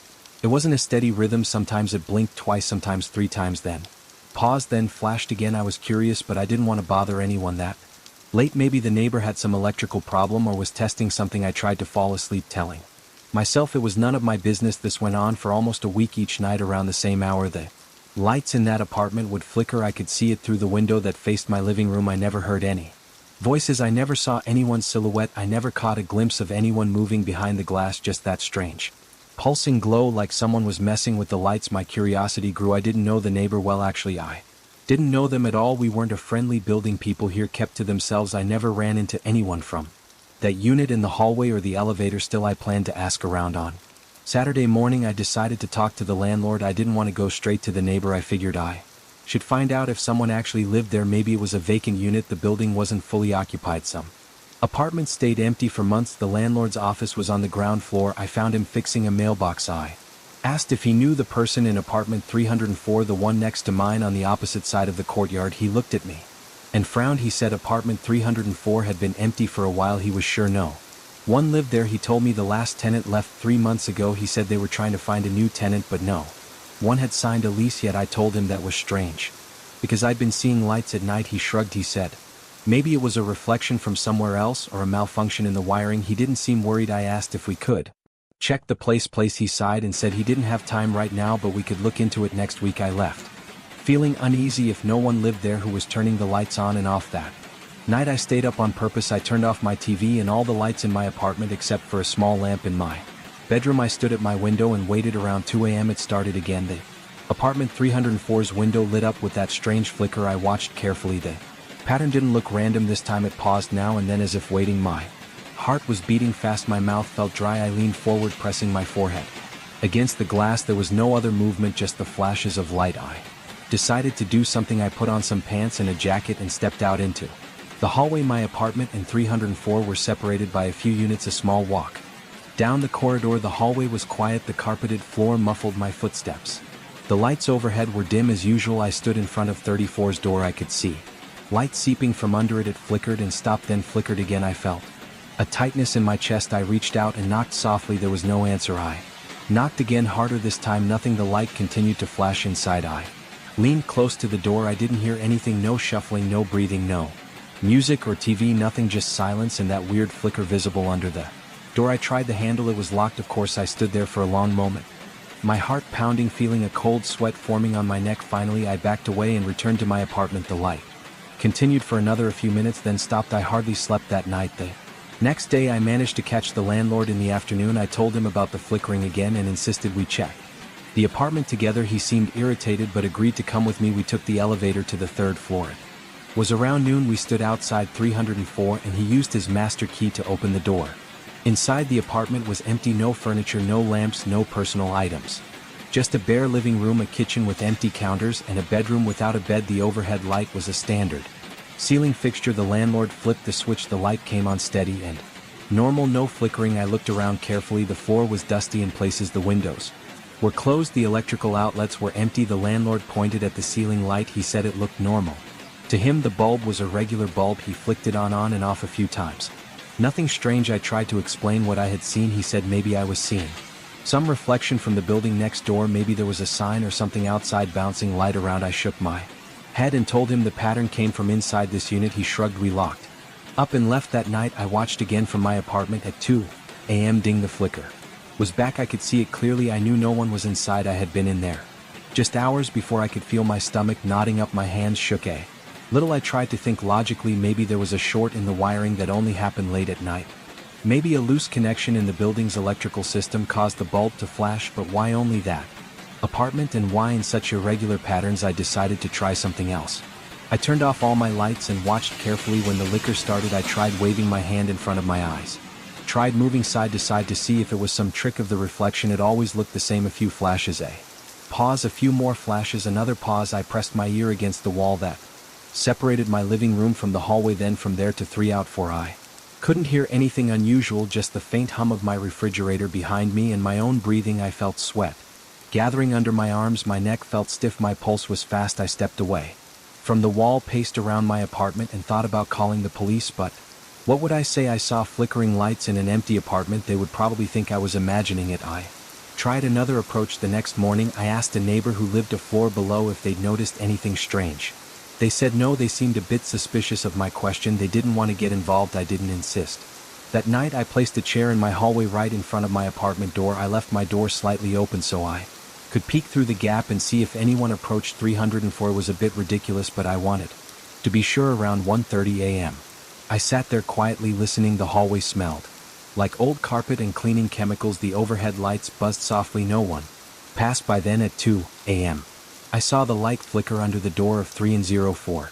Again, I felt my heart pounding. I swallowed hard and stood up. I took a few steps toward 304 and stopped. The light was still flickering inside. I tried the door handle again, locked. I pressed my ear against it. No sound, just that dim, uneven glow under the door. I felt a chill on my arms and a tightness in my throat. My breathing got faster. I turned and went back to my apartment. I closed and locked my door and stood with my back against it, breathing heavily. Eventually, I tried to sleep. For the next few nights, I didn't even look at the window. I tried to ignore it, but it kept happening. Every time I got up, I'd see that flicker in the corner of my eye. I couldn't relax. I felt like my apartment wasn't safe. I started jumping at small noises. I'd wake up sweating. My eyes were getting red from lack of sleep.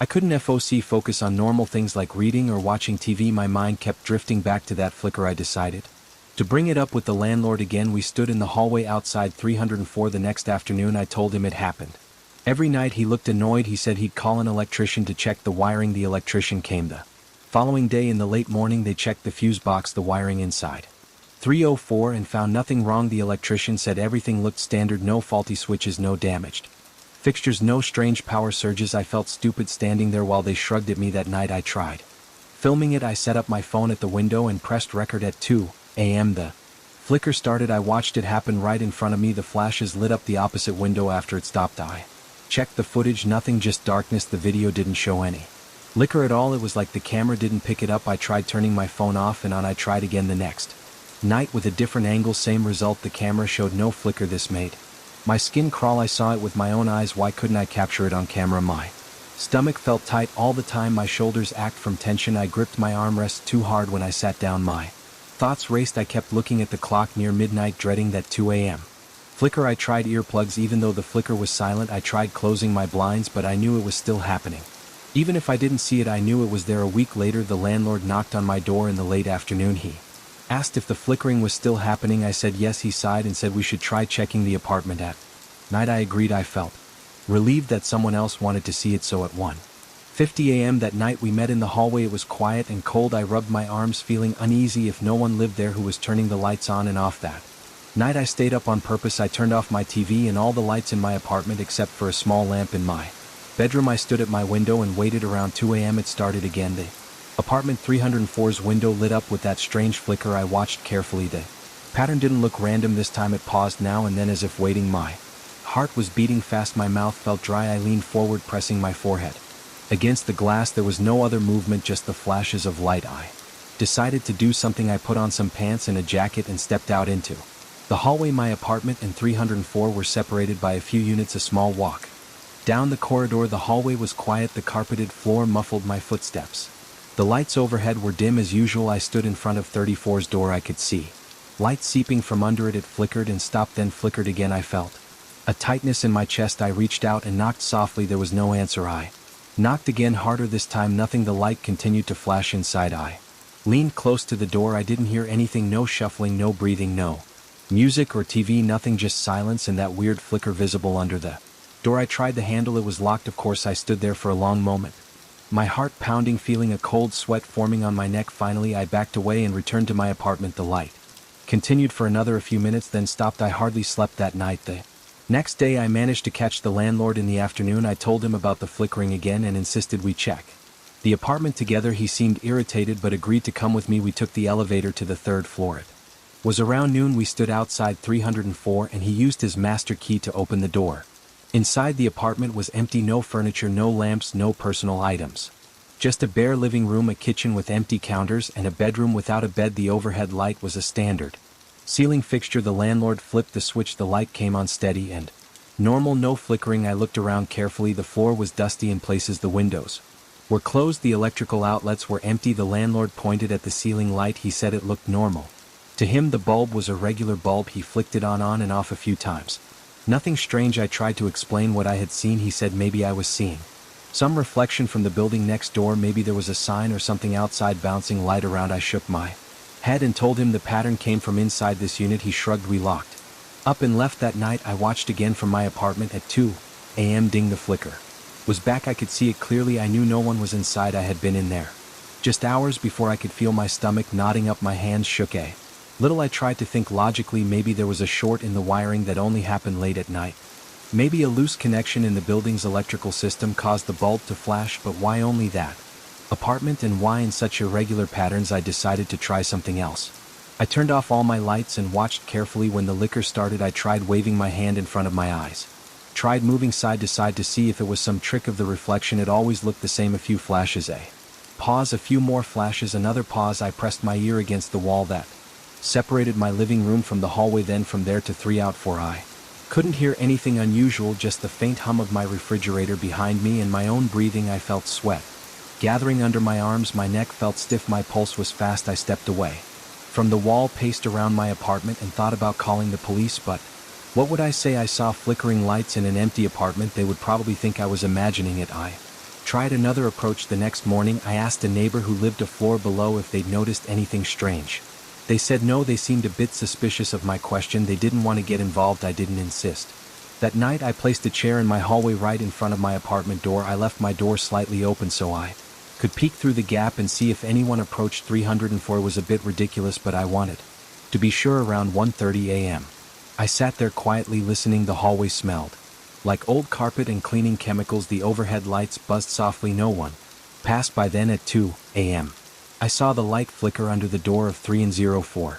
Again, I felt my heart pounding. I swallowed hard and stood up. I took a few steps toward 304 and stopped. The light was still flickering inside. I tried the door handle again, locked. I pressed my ear against it. No sound, just that dim, uneven glow under the door. I felt a chill on my arms and a tightness in my throat. My breathing got faster. I turned and went back to my apartment. I closed and locked my door and stood with my back against it, breathing heavily. Eventually, I tried to sleep. For the next few nights, I didn't even look at the window. I tried to ignore it, but it kept happening every time I got up.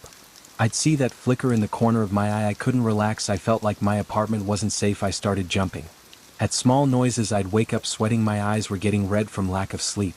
I couldn't focus on normal things like reading or watching TV. My mind kept drifting back to that flicker. I decided to bring it up with the landlord again. We stood in the hallway outside 304 the next afternoon. I told him it happened every night. He looked annoyed. He said he'd call an electrician to check the wiring. The electrician came the following day in the late morning. They checked the fuse box, the wiring inside 304, and found nothing wrong. The electrician said everything looked standard. No faulty switches, no damaged fixtures, no strange power surges. I felt stupid standing there while they shrugged at me. That night I tried filming it. I set up my phone at the window and pressed record. At 2 a.m. the flicker started. I watched it happen right in front of me. The flashes lit up the opposite window. After it stopped, I checked the footage. Nothing, just darkness. The video didn't show any flicker at all. It was like the camera didn't pick it up. I tried turning my phone off and on. I tried again the next night with a different angle, same result. The camera showed no flicker. This made my skin crawl. I saw it with my own eyes. Why couldn't I capture it on camera? My stomach felt tight all the time. My shoulders ached from tension. I gripped my armrest too hard. When I sat down, my thoughts raced. I kept looking at the clock near midnight, dreading that 2 a.m. flicker. I tried earplugs. Even though the flicker was silent, I tried closing my blinds, but I knew it was still happening. Even if I didn't see it, I knew it was there. A week later, the landlord knocked on my door in the late afternoon. He asked if the flickering was still happening. I said yes. He sighed and said we should try checking the apartment at night. I agreed. I felt relieved that someone else wanted to see it. So at 1:50 a.m. that night, we met in the hallway. It was quiet and cold. I rubbed my arms. The landlord looked tired but determined. We waited. At exactly 2 a.m. we saw the flicker under the door. The landlord whispered that he would open the door. He used his master key. We stepped in. It was dark. The landlord flipped the ceiling light switch. The light came on steady. No flicker. The room was empty. I could smell dust in the air. My heart was pounding so hard I could hear my pulse in my ears. The landlord looked around, checked the bedroom, the bathroom. Nothing. No lamps, no devices, no sign of anyone. We turned off the light and stepped back into the hallway. After a few seconds, we saw a flicker again through the still open door. We rushed back and turned on the light, and it was normal. No flicker. We stepped out and locked the door. The landlord wiped sweat from his forehead. He didn't say much. He looked pale. After that night, the landlord said he would have the wiring checked again. I never heard back about any results. A few days passed without any flickering. I almost relaxed. Then one night it started again, but only for a brief moment. I didn't bother the landlord this time. I didn't try to film it. I just stood there and watched it. Flickered a few times and stopped. Over the next several days it appeared less and less. Some nights nothing happened. Other nights I'd catch a glimpse, but it would vanish as soon as I focused on it. I spent my evenings watching my clock, listening to my own breathing, waiting for something that sometimes didn't come. My hands were always tense. My eyes felt dry. I drank water constantly because my mouth felt sticky. A couple of weeks later, the flickering stopped completely. No more strange patterns, no more lights under the door. The apartment remained empty. The landlord didn't mention it again. The electrician never returned. The neighbors never brought it up. I slowly got back to normal. I started sleeping better. I still looked at that window at 2 a.m. sometimes, but everything stayed dark. I never figured it out. I don't know what caused that flickering or why it stopped. I don't know why it never showed up on camera or why the landlord and I saw it but couldn't find a cause. I still live here, and apartment 304 is still empty. When I pass by it, I remember that strange light. My heart still speeds up a little and I hurry back to my own door. I guess some things happen and we never find out why. All I know is that I saw it and it felt real, and I'm not going to forget. For 4.